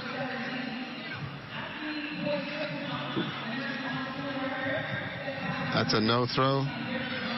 Is there, Coach Nibola, is there any thought to some of the automated either distance measuring equipment or some of the what's the word I want to use? I don't want to say robotic because they are remote controlled movers for shot put, javelin, discus, those type of things. Is that, I've been to meets where that is now the standard, where the shot put is not walked back. It is either put on a device that's rolled back or put on a cart that is remote controlled back. Same thing for the discus and the javelin. Is there any consideration locally for us to do that? And at the same time, thinking about the GPS or the automated measuring equipment where you just simply put it in as opposed to dragging a tape. And I think I've only seen them drag the tape out if they were looking at a record to double check on the electronic distance measuring. Is there any consideration for that, or is that in this package that's on its way? No, so we have the EMDs right now, and so they're not utilizing the EMDs because of the number of flights. And so when we purchased those electronic measuring device, each one was purchased one for the high jump, one for the javelin, one for the shot put. And so now you have 2 flights of long jump going on, and so that means you have to take away the measuring device from one event to the other. And so to save time and to make the meet more efficient today, because of the large number of athletes participating, they had to utilize the quickest way to move the meet along. Well, I would think that would be counterintuitive if the electronic measuring device is there for efficiency, as opposed to having pull a tape each time. And even if you're not going to use it on long jump, why would you not use it for discus and shot put and javelin? Because of the number of competitors in the meet. And so when we're looking at the start list here, where you have up to 40 athletes competing and utilizing the device, it takes time to register the mark, put it in, as opposed to pulling the tape. It'll take you 20 seconds to read, as opposed to the device, which takes about 30 seconds to read. And so trying to... So then what is the advantage of having the electronic measuring device if it takes longer than pulling a tape? So the advantage of that device is to be able to ratify the records. So you can use that device or you can use a steel tape. And so whenever there's a record or standard achieved, the officials will come with a steel tape, the chief official, and verify the mark utilizing the steel tape. All right, because my thought process would be that the electronic device would be faster because you're not pulling a tape. So they utilize the tested electronic device during the BISS, during the G2SA meet. And so those devices were tested and they are working and operational. All right. And so if you look back at the BISS, the G2SA, you would have seen that they were utilizing it then because of the numbers of athletes. It fits the CARIFTA profile in terms of 18 to 24 athletes. But when we're looking today, we have 30 to 50 athletes in the event. 50 some odd in some instances. But I do hope that the meet managers do put into a thought process of having the on-site identification of athletes and on-site identification of standards, because again, we don't know what's going on at high jump. We don't know what that mark was at long jump or whatever. So I hope we make sure that that's in place, not necessarily for media because we can get it, but for those in the stands to be able to recognize what's going on, especially for those events that feel as if they are seen as second class. And I'm talking about field events where it's not the glamorous 100, but it is the really important triple jump where they don't have the attention on them. Right. So the indicator boards, they have all been ordered, and all of this now just waiting on their arrival. Okay, great, guys. Let's go to the medal presentations that's taking place as these athletes are receiving their medals and celebrate them for the competition that they've had here at the Thomas A. Robinson National Stadium.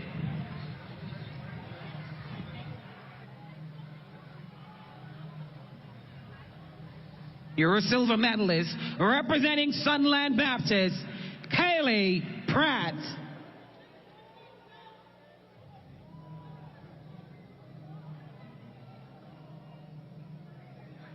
Our champion in the heptathlon girls, gold medalist representing Doris Johnson, total points 4,011. CARIFTA qualifier, Essence Sands.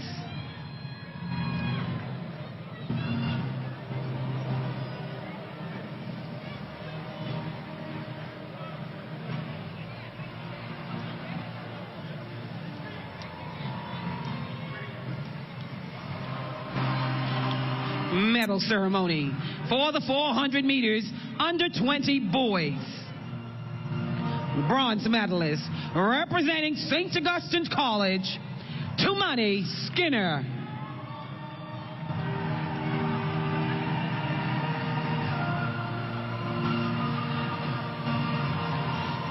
Silver medalist representing St. Anne's, Philip Gray.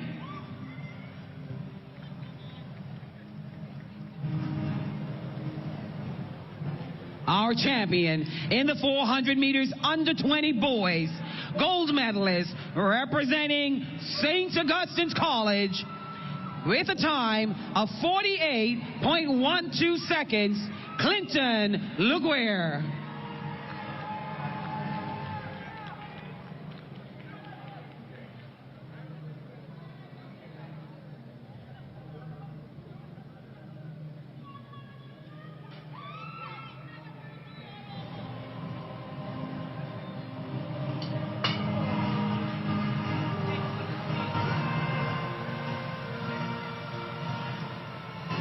Medal ceremony for the long jump under 17 girls. Collecting the silver medal representing Bishop Michael Eldon, Phoebe Thompson.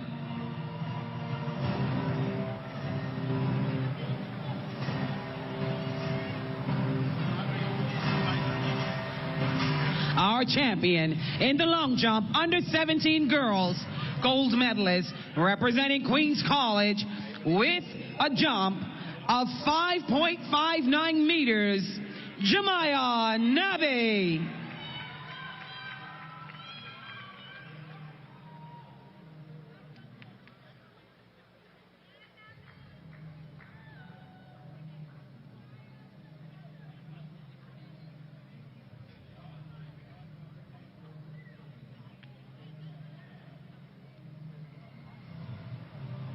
Medal ceremony for the Octathlon boys.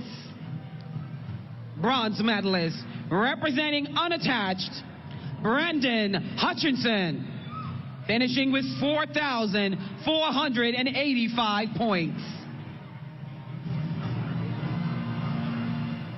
You're a silver medalist representing C.R. Walker Knights, Riano Todd.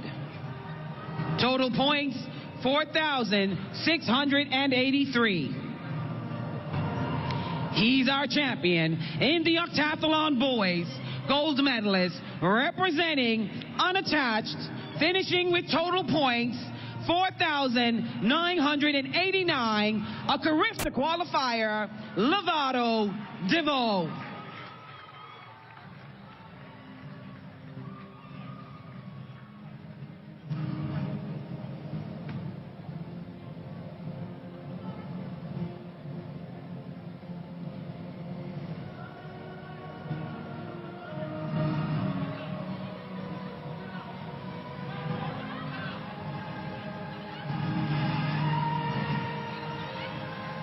Medal ceremony for the shot put, under 17 boys. Bronze medalist, representing Queens College Comets, Tristan King.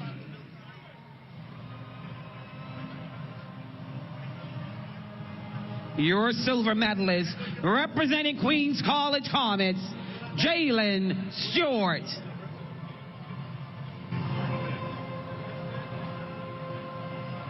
Our champion in the shot put, under 17 boys, gold medalist, representing St. Anne's Blue Waves, with a throw of 13.13 meters, Ruben Bain.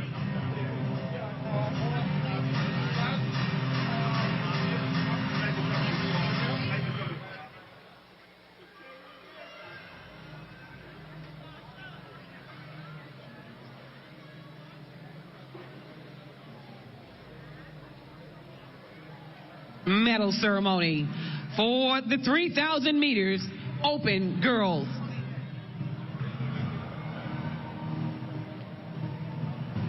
Bronze medalist, representing St. Andrews Hurricanes, Grace Farrington.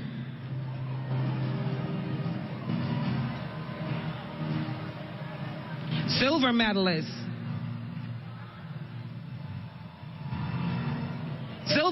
representing St. Andrews Hurricanes, Grace Farrington.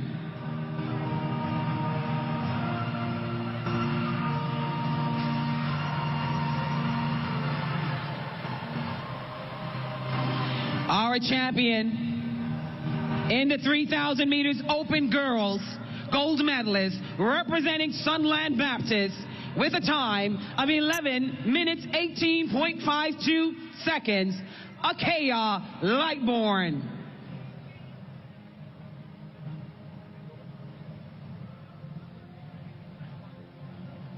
Silver medalist, representing C.R. Walker, Rainier Russell.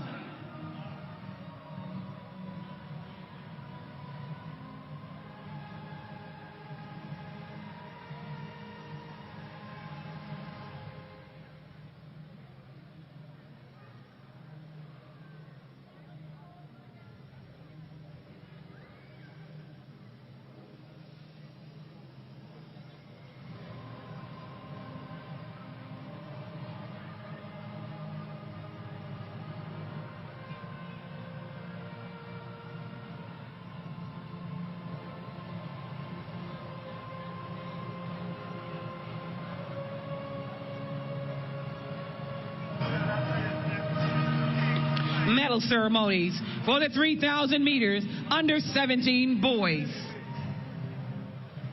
Bronze medalist, representing Tabernacle, Aiden Bain.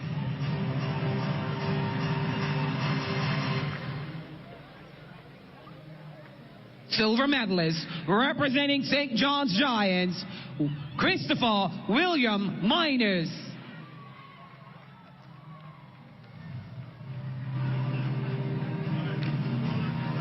Our champion in the 3,000 meters under 17 boys, gold medalist, representing C.R. Walker, with a time of 10 minutes 6.69 seconds, Ross Martin.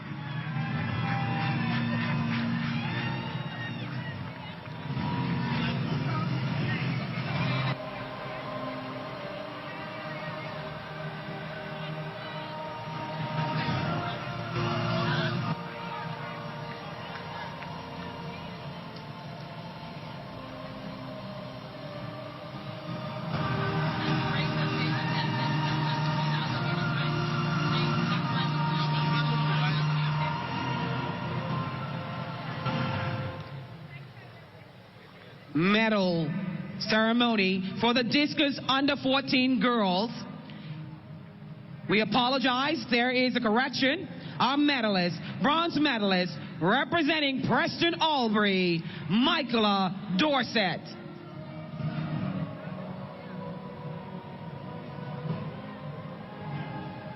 Silver medalist, representing Preston Albury, Aisha Petty.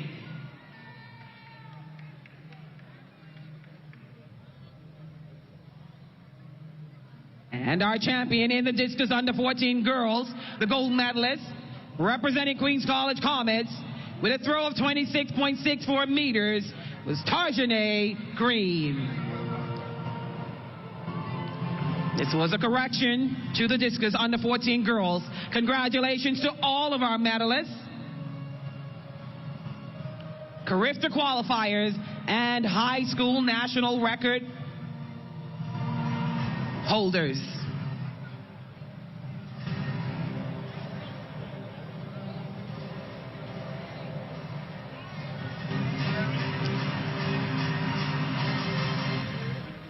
Over to you, Denzel, for your update.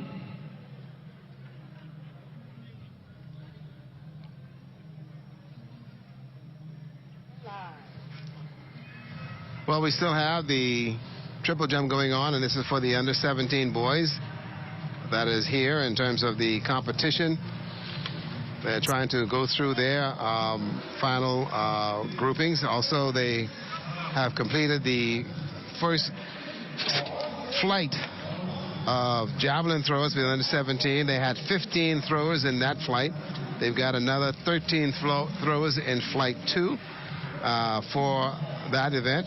And then also keep in mind that we still do have the triple jump for the under 17 boys that is going on. And just in case you need to know, there are some 20 competitors in that particular event. And also the high jump for the under 14 boys is about to start. You have 4 competitors: Christian McKinney of St. Augustine's College, Dwayne Capron of Temple Christian, also Tavia Saunders of SAC, and then there's Lovato Roll of St. John's. Those are the 4 as they are now prepared to jump. They're putting up the bar for them now. And then the javelin, they're still throwing the under 17 boys. I believe they would have completed flight 1. Looking to double check and see if they are now into flight 2. This is the high jump for under 14 boys of St. John's. Okay, Lovato Roll. So he gets over. Let's see who comes up next. And there's the javelin.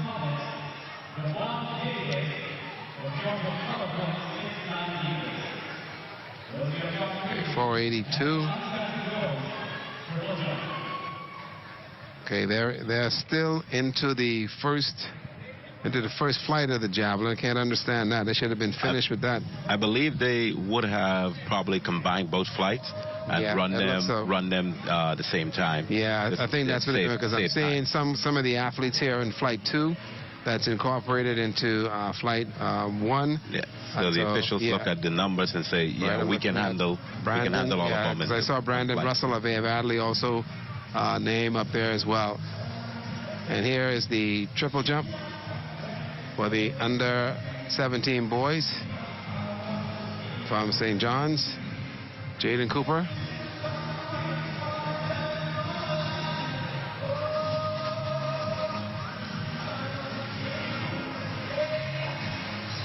Not much height on that, but he's able to get to the pit.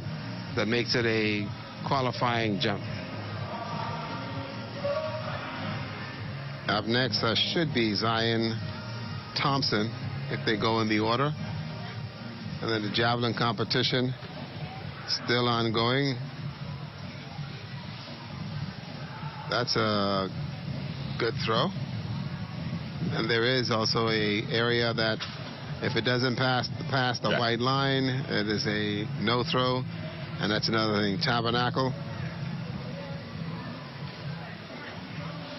First phase good, second phase no, but it's still a legal jump. As far as the triple jump is concerned, Deshaun Dean. was not pleased with his second phase. Going to the under 14 boys high jump. Temple Christian, Dwayne Capron.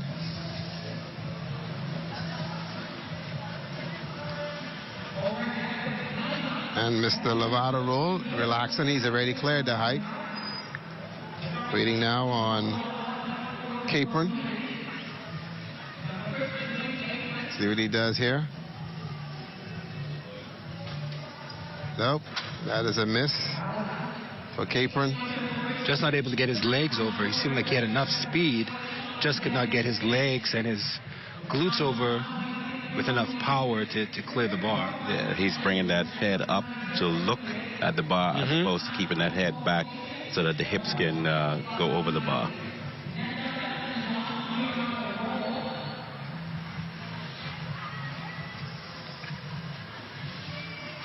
And that's a good jump there. Going to the scissors. Your favorite technique. Yep. That's the way we used to jump, man. Don't go there. You opened the door I was going to go through, but I digress. I digress to seniority. That was the way. That's the only thing that was new to us. And then the advent of the Frosberry flop, that changed the entire complexity of the high jump. And back, I know we look for high jumps. You look for guys who can play basketball. And again, it all hinges on whether they can get up off that 1 foot or some guys can't walk and chew gum. And so they become a high jumper. That's very difficult. And so that's not going to happen. All right, triple jump still continuing on the runway.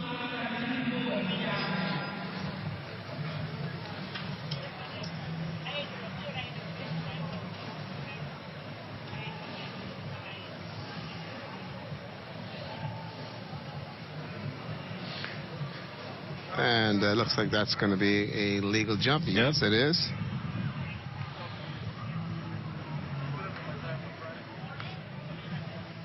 Under 17 boys, triple jump. This is a very good feeder division. So that they can, you can basically pick, choose, and refuse some of these athletes in this area. Again, they are on the eastern side of the field. There are javelin throwers for the boys.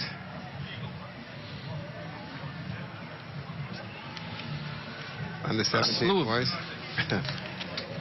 They'll be here and until they get until the sun sets.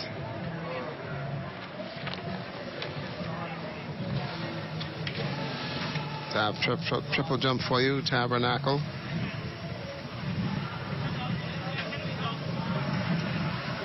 Tabernacle with two jumpers in this, Anthony Missick and also Mr. Deshaun Dean. And a very good jump there from the young man from Temple Christian, Dwayne Capron. So he listened to you and got that leg up and got it over. And you can tell he's happy with that. Triple jump competition. Here's Damian again, Damian Bryce.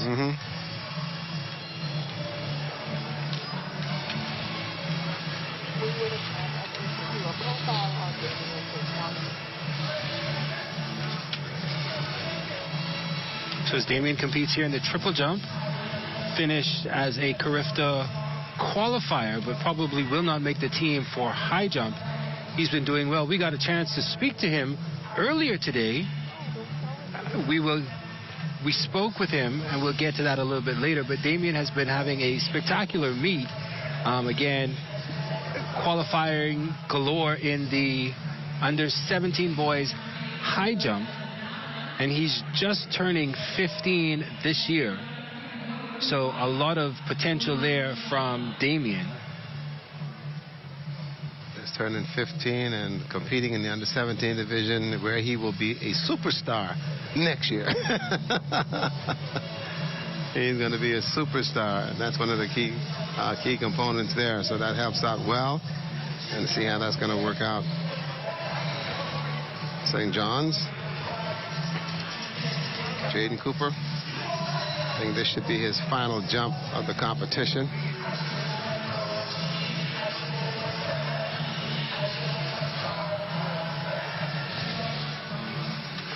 that may be it for him. Boy, what an experience we've had here today. Had a number of field events for you. We saw the under-17 boys high jump, which was actually spectacular. The girls long jump, they had 2 flights of that. And so that should tell you the kind of action out here. We're still with the triple jump for the under-17 boys, and still ongoing is the high jump, and that is for the under-14 boys. 4 competitors in that: Christian McKinney, Dwayne Capron, Tabor Saunders, and Lovato Roll. Under-17 boys triple jump.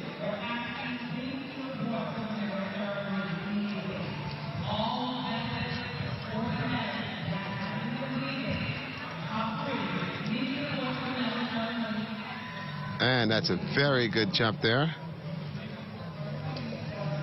for the athlete from Queens College. And they will mark it. He will abruptly feel pretty good about that. This should be the final round for these jumpers, as they began jumping very early in the competition. So they should be finalizing everything at this point, and that should be the last of the jumpers. There should be maybe 1 or 2 more left to jump, and they will be able to complete the process here today. They'll come back tomorrow with a full schedule of events starting early tomorrow morning at about 8:30, and then they'll be going into the final session at 3 tomorrow afternoon, and then the closing ceremonies here, which will conclude the National High School Track and Field Championships and the CARIFTA trials. And then the fight begins as you get ready to name the team. Ooh, just didn't pull those legs over for Mr. Capron. Almost got it. I don't think it's much of a fight when it comes to naming the team. It's the team selection. Qualifiers select themselves easily to the team. Once you qualify, you come to the trials, you finish in those top 2 spots. That's never the problem. And then we're at home. The maximum team size allowed is 80 athletes on the team. 76 athletes on the roster, 4 floaters, and those 4 floaters you can put them in any event you want. So that gives you the maximum of 80.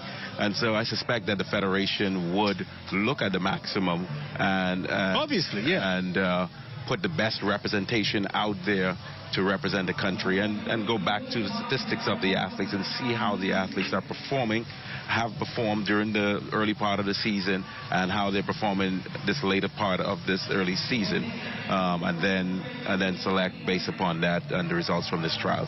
So it should be quite an easy process. But I think what happens is we overthink things too much, rather than just looking at what's in front of us, which is that those statistics, they speak for itself. Yeah, because I know at one point, many moons ago, there'd be some drag down over the top. I think Coach Newbold is underplaying something. Qualifiers qualify themselves. Yes. Come here and finish 1, 2. Yes. Those are the easy ones. Oh, Chris ran the CARIFTA qualifier of 9.54. He finished first. Bam, where he's on the team. That's not the problem. The problem is there were 4 persons who got very close to the CARIFTA time in the 800.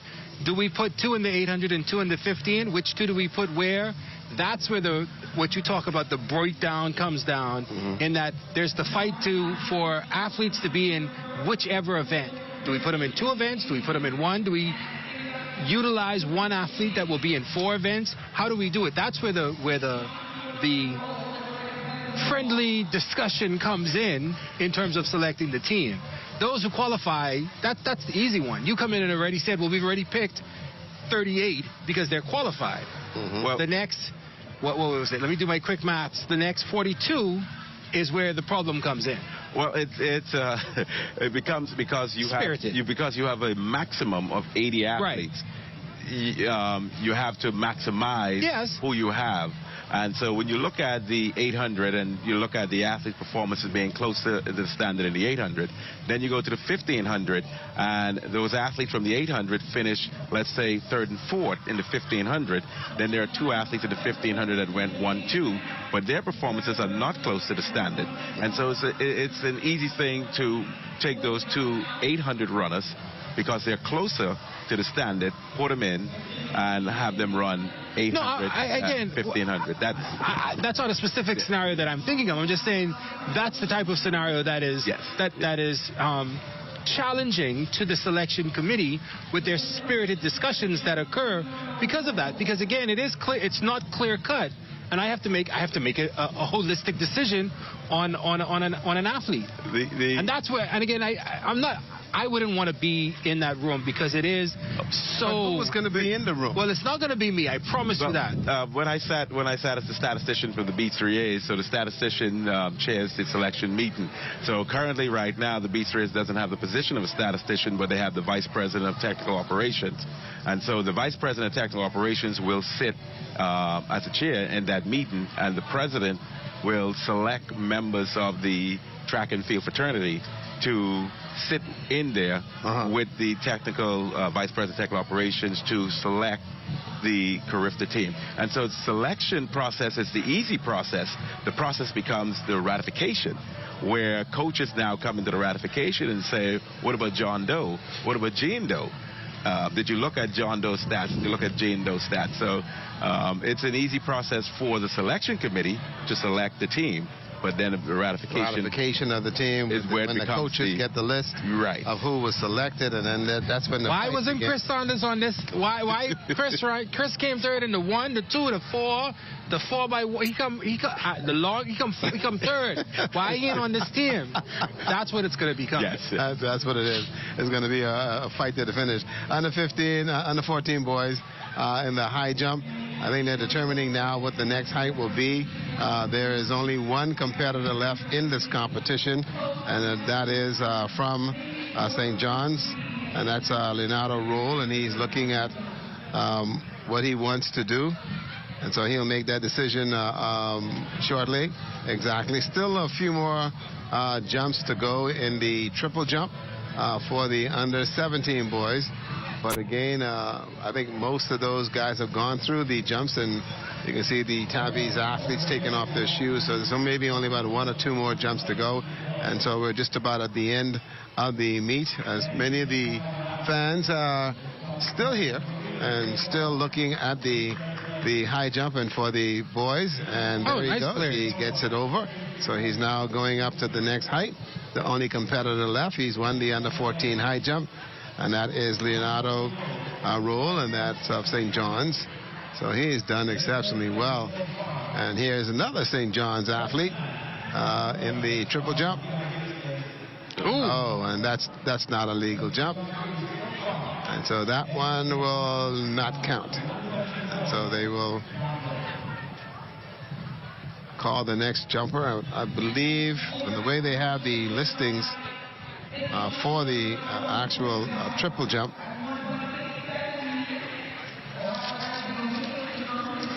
he should have been the last one, but I think what's over there, no. I think there's two more jumpers. And they may have had an issue in terms of getting their jumps in. I'm wondering if they have entered the final. I think that's where we may be at this point. That's why we're looking. Round? Yes. Okay, yeah, to be the final jumps. Again, this is where having the on-site notifications would come into play, or even the electronic results to be able to follow along. Yeah, that's Devon Davis, who also just jumped a minute ago from Queens College. And here we are with the high jump. Instructions are being given. That's Coach James Rule. Yeah.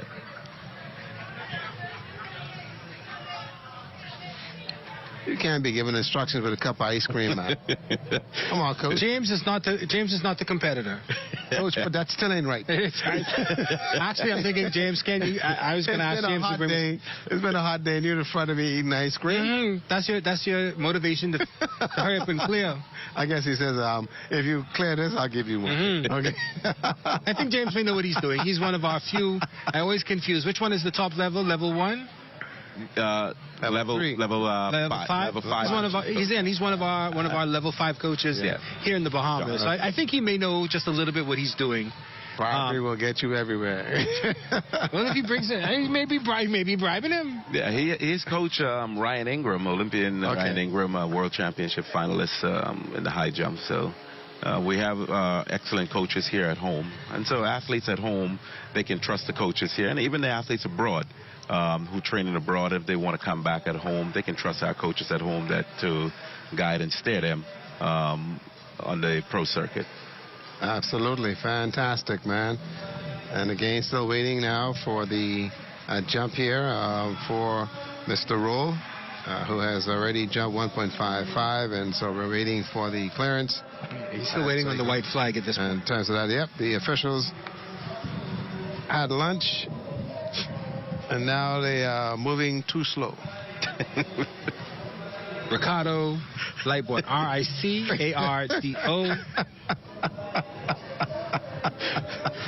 Agreed. You know, it's funny that a lot of people don't realize that our officials here, they are all volunteers.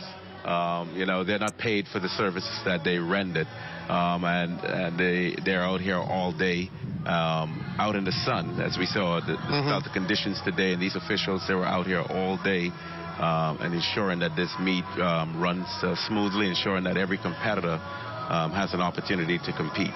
And so hats off to Ms. Val Camp, who's the president of BACO, and her officials. Yeah, Val brought everybody from Grand Bahama. And some people who I know she should leave home, but she bring them anyhow. Again, for everybody listening, RICARDO.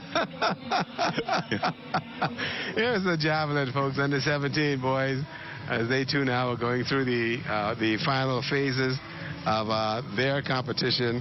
They're up at the northern end of the stadium, still going through the ruckers. Many of the jumps, many of the throws have not been measurable, unqualified, because they've not gotten outside of the sector, and some that have not really gone anywhere near the measurable area, but still have a number of athletes that's over there looking for their opportunity to actually say that they are the high school javelin champion for the under 17 boys, and we'll see how that works out. And as you can see there, right under those double white tents there, that's the EMD, the electronic measuring device that they're utilizing here. And so they're pulling the tape as well as using the device. As you right, the young lady have the stick, the measurement stick, in the hand. So we can see her there. So they are now using the device and making sure that it is correctly put in place. That's not going to get down. And no, that's not a legal throw.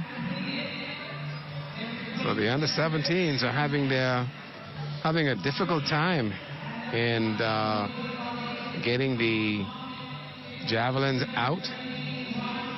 And then, too, keep in mind, ladies and gentlemen, that they are throwing into the wind. Yes. And so that, too, has another effect on the javelin. And for some of these younger guys, it's a difficult task to throw that larger instrument. Okay? And that's a legal throw. And the instrument here. Oh. No, and that's a second miss there for Mr. Rule, as he is not moving to the bar. He's just going up and coming down instead of moving up and moving over and going through. And I believe he's probably 12 or 13 years old in this division. And so those earlier jumps are now taking a toll on those legs of his. That's another concern with these athletes, as young as they are, and putting too much on their bones and their body early down the road could be not advantageous, but very dangerous in terms of their development in the long run. So that's another concern that they should be looking at. I know for a fact, especially in the high schools in the Florida region and high school over there, there are a lot of rigid rules and regulations about what these young people can and cannot do. So many events, and then also making sure that they get past a physical before they can compete. And that's one of the key, that's one of the next component that the high schools need to incorporate, that our kids need to have a physical before they are allowed to compete. And I think that has to be done. And the meet organizers here, they put a cap on the events that an individual athlete can do, which is 3 events. And so it's either 2 field, 1 track, or 2 track, 1 field. And so they put that excludes relays. And so those athletes, once they're competing in 2 track, 1 field, 2 field, 1 track, can go ahead and compete in the relay events.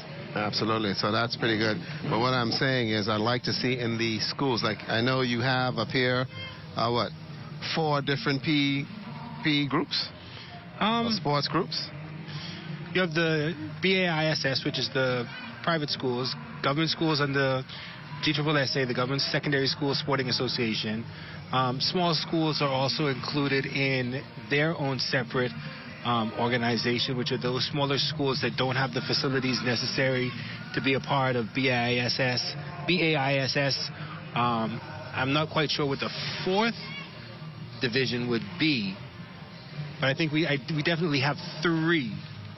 I don't think there's 4, but again, I think to your point, there needs to be some sort of universal standard, like in the United States. There is UIL that governs everything in high school in terms of what happens, regardless of it being a parochial school, government school, private school, charter school.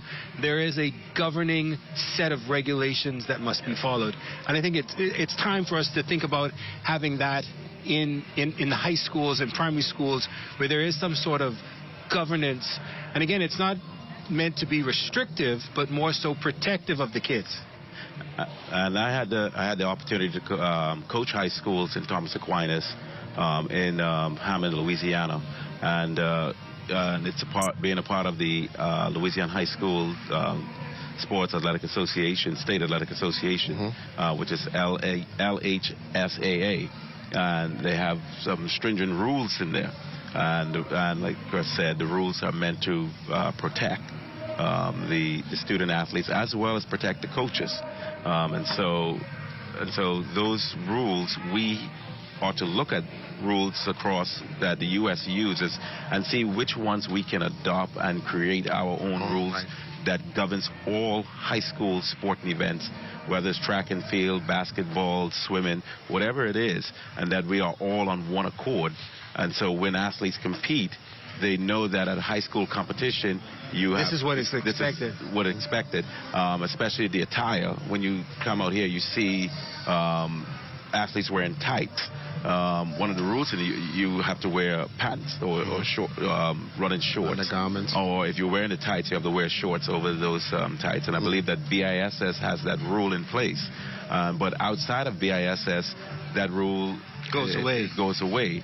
And you travel the United States, you see short pants straight across the board. And then BISS, they have the same rules, and then everything just goes away. So we could come on one accord. I think the high school system would move smoothly, especially sports during each part of the season, where what is a fall sport, what is a spring sport. Absolutely, and I thought that would be very much appropriate in order to protect these young people here.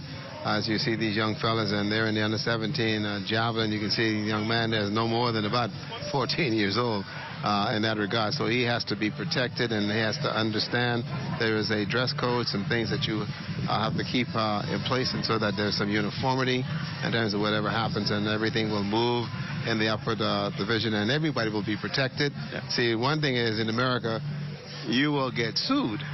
You need to have liability insurance. Yes. You mess around and many of these kids get hurt, and they get hurt in an unorthodox way, you will be in a whole lot of trouble, okay? And so, and then also the footwear and all that other stuff has to be uniformed, and it has to be a legal pair of shoes. Yeah, there's some meets that you go to, high school and collegiate meets in the United States that you go to that they look at your cleats. They look at your spikes to make sure you're using the correct spikes. In terms of size, in terms of dimensions, in terms of sometimes you can use the pyramids, sometimes you cannot. So they identify that this implement, these shoes have passed standard, and they have a notation on it. Yeah, it's called a spike check, where the athletes come to the gate, to the spike check area, and the spikes are checked to make sure that it's appropriate for this surface. Facility. This surface requires a 1/4 inch, and then you have some athletes with a 1/8 and larger spikes that it's tearing up the track, and then and if those spikes gets jammed into the mat, they can hurt themselves. And then also for uniformity, because if I'm running with a certain spike and you're running with a different spike, your spike may give you an advantage not intended by the rules. Yeah. And that's what they're looking to protect for. And that's it. And the javelin's still ongoing, folks. It's the final event left here today. And the only event we have left for you. And we have completed much of the events. And these young people want to all get their throws in before the lights all go out tonight, and then come back tomorrow as they will begin the final day of competition here in the National High School Track and Field Championships and the CARIFTA trials. It's been a wonderful 2 days of competition so far with a number of qualifiers, and then come tomorrow the last opportunity for many of these athletes to get that qualifying mark. I am going to be sitting there on pins and needles for the 200s, because that's going to be outstanding tomorrow. And again, the relays should be interesting to see how the schools are able to put those into effect. And so tomorrow will be another very exciting day for the athletes that have come from around the country to participate here in the Nationals and CARIFTA trials. And a lot's still on the line for tomorrow with those relays.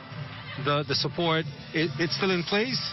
The support for pen. Yes. So the winning relay teams get support for pen, for the pen relays in Philadelphia, which is a spectacular meet. You compete and you see how a meet is run. There's an efficiency at that meet, because there are so many events going on, so many competitors, and they move it like clockwork. And for them to experience that is a great experience for our athletes. So hopefully that's a push for them tomorrow in the 4x1s and 4x4s. And again, that adding some excitement. That's a trip on the line. That's a trip on the line for those athletes. So again, we still are in the under 17 boys javelin throw. I think we saw Kesmond Farrington from SAC getting ready to throw. Not sure how many more are going here. In terms of that, I think these are the finals. This is the final group here. So they're into the final throws. And you could see the casualness. These guys sitting there like, they had a basketball game, man. They're not competing. Everyone's having conversation. Everyone's talking. Everyone's enjoying themselves and sitting back and relaxing and staying pretty calm. Some of the coaches over there giving some instructions to their athletes in terms of what they want them to do. And that's one of the key points that you'll find now is with the athletes here is the fact that the coaches will be in their ears 24/7 and giving them the inspiration that they need in order for them to be able to perform and to get the best out of their athletes as they possibly can. You can see there's some conversation going on there now with I guess the final round of the throws to determine how they're going to best do that.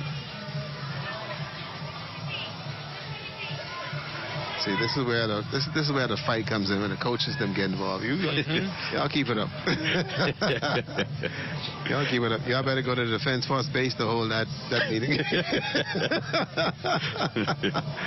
Better go to the Defense Force base. Let them hold that meeting for you and go from there. So there is a bit of a delay with the finals of the final round, the final throws of the athletes here in the under-17 javelin. Still waiting for them to get this out of the way so these young people can play BMES there. You also have St. John's. You've got the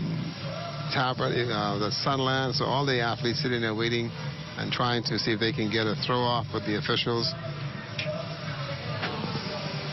Okay. They need to just forget that electronic device and let's go with the tape.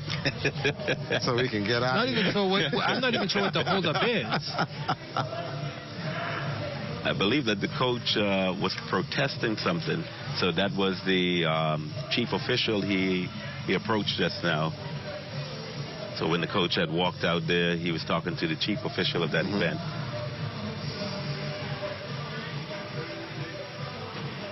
Well, what could be the protest? And as you can see, the coach is still on the sideline. Okay, so we're ready now. We have a white flag now.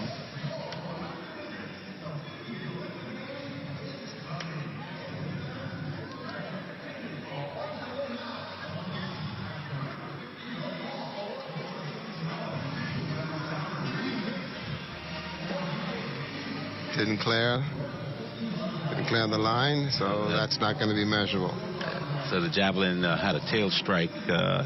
The tail of the javelin touched the ground first.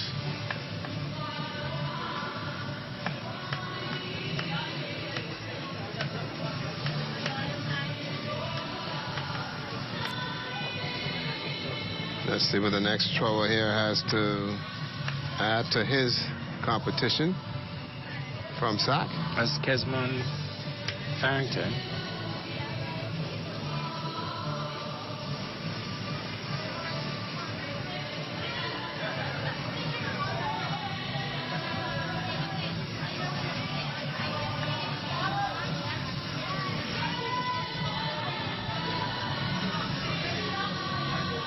So not quite sure if they are in the final round where there are only 8 competitors. I think what they have done is because of the number of flights and athletes in the flights, they have taken 12 to the final. Okay. As opposed to the traditional 8. 8, okay.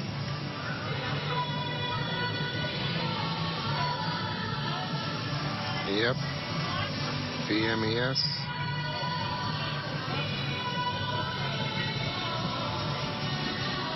So I think this is Vincent Pinder from BMES. Decent distance, but I don't think they will mark it.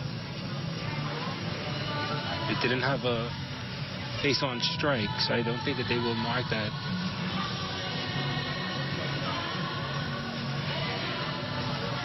So that's not going to, that's not a legal throw.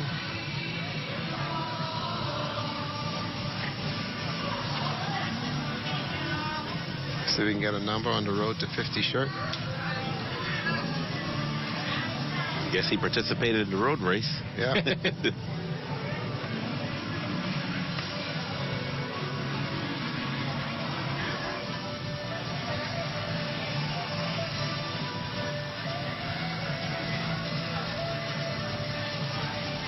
Looks like Devontae Tucker from Arthurtown High School making the final here.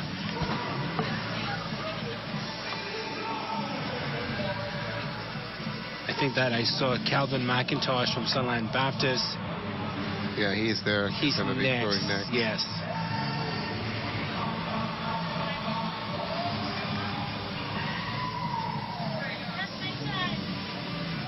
And then it looks like behind him from Sister Mary Patricia, Dayton Moxie, both from Grand Bahama. Yep, from Sister Mary Patricia Russell. An interesting technique, and it will not make the mark.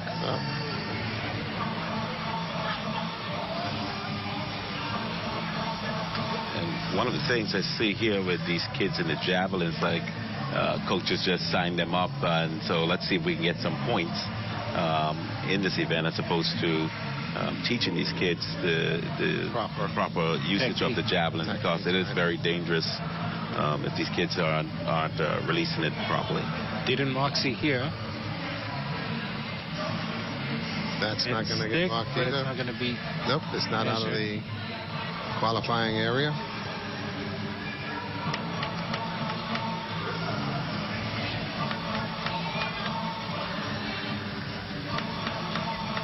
Well, I know one thing for sure. This official is catching the javelin. Won't have to worry about getting an exercise program. Because he's been having himself a wonderful time running up and down.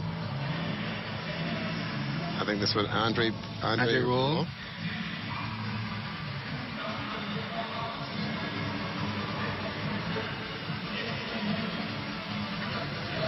Not quite sure what Andre was able to do there.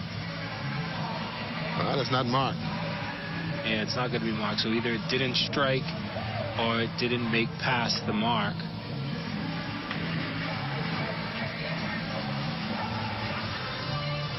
So still here in under 17 boys. Final round of presumably 12.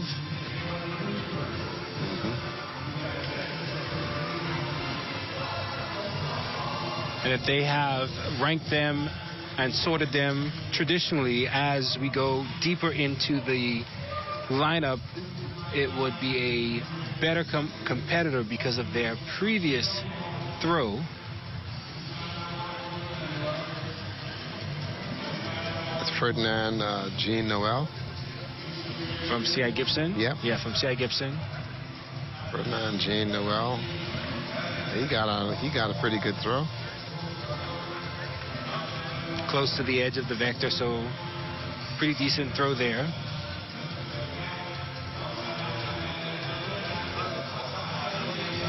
Man, I'm like that little fly on the wall. I'd like to actually know the distance on that throw. He got a very good throw there. That's a very good throw.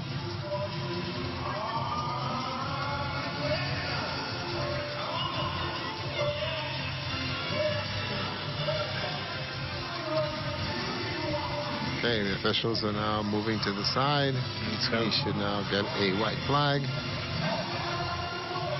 to throw.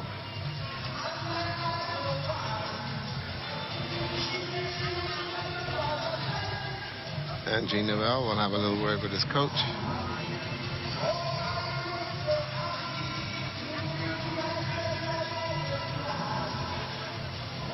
That did not qualify.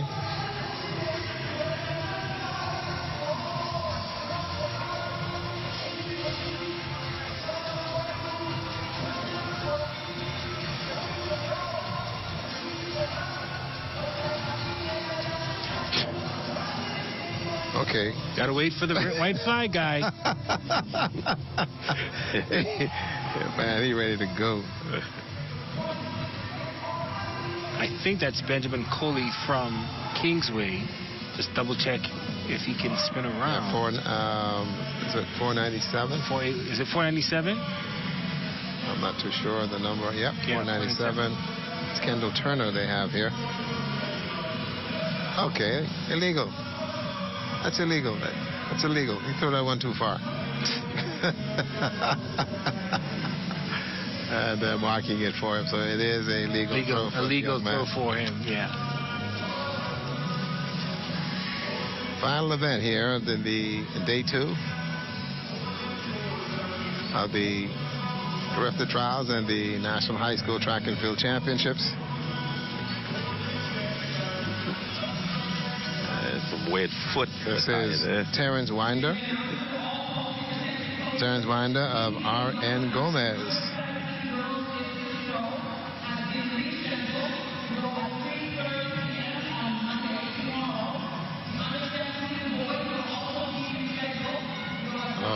Did not make past the mark. So that's not a good throw there. Ashton Moxie from QC.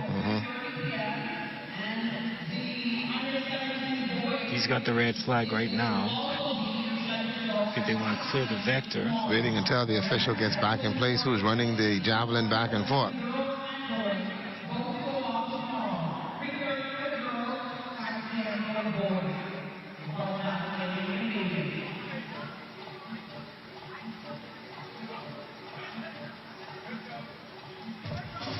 So it struck, yeah. It did break the surface.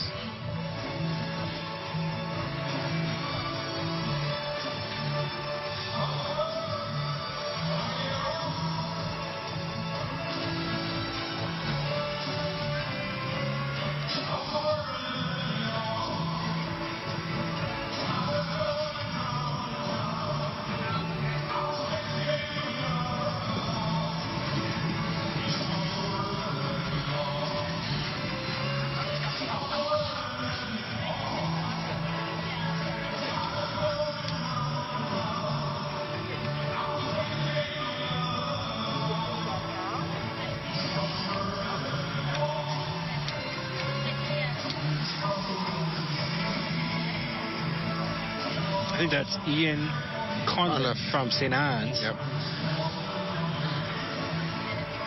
That's Ian Conliffe. So we're down to the last throws of the final event here in day 2. The CARIFTA Trials of the National High School Track and Field Championships. Lots of events earlier.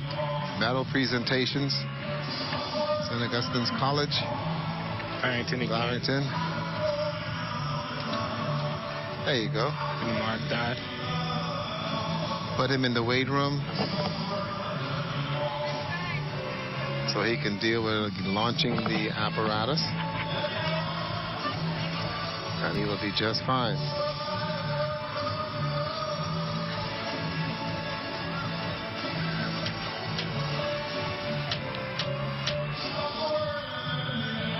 Oh, I did get a phone call from Ernie Barr.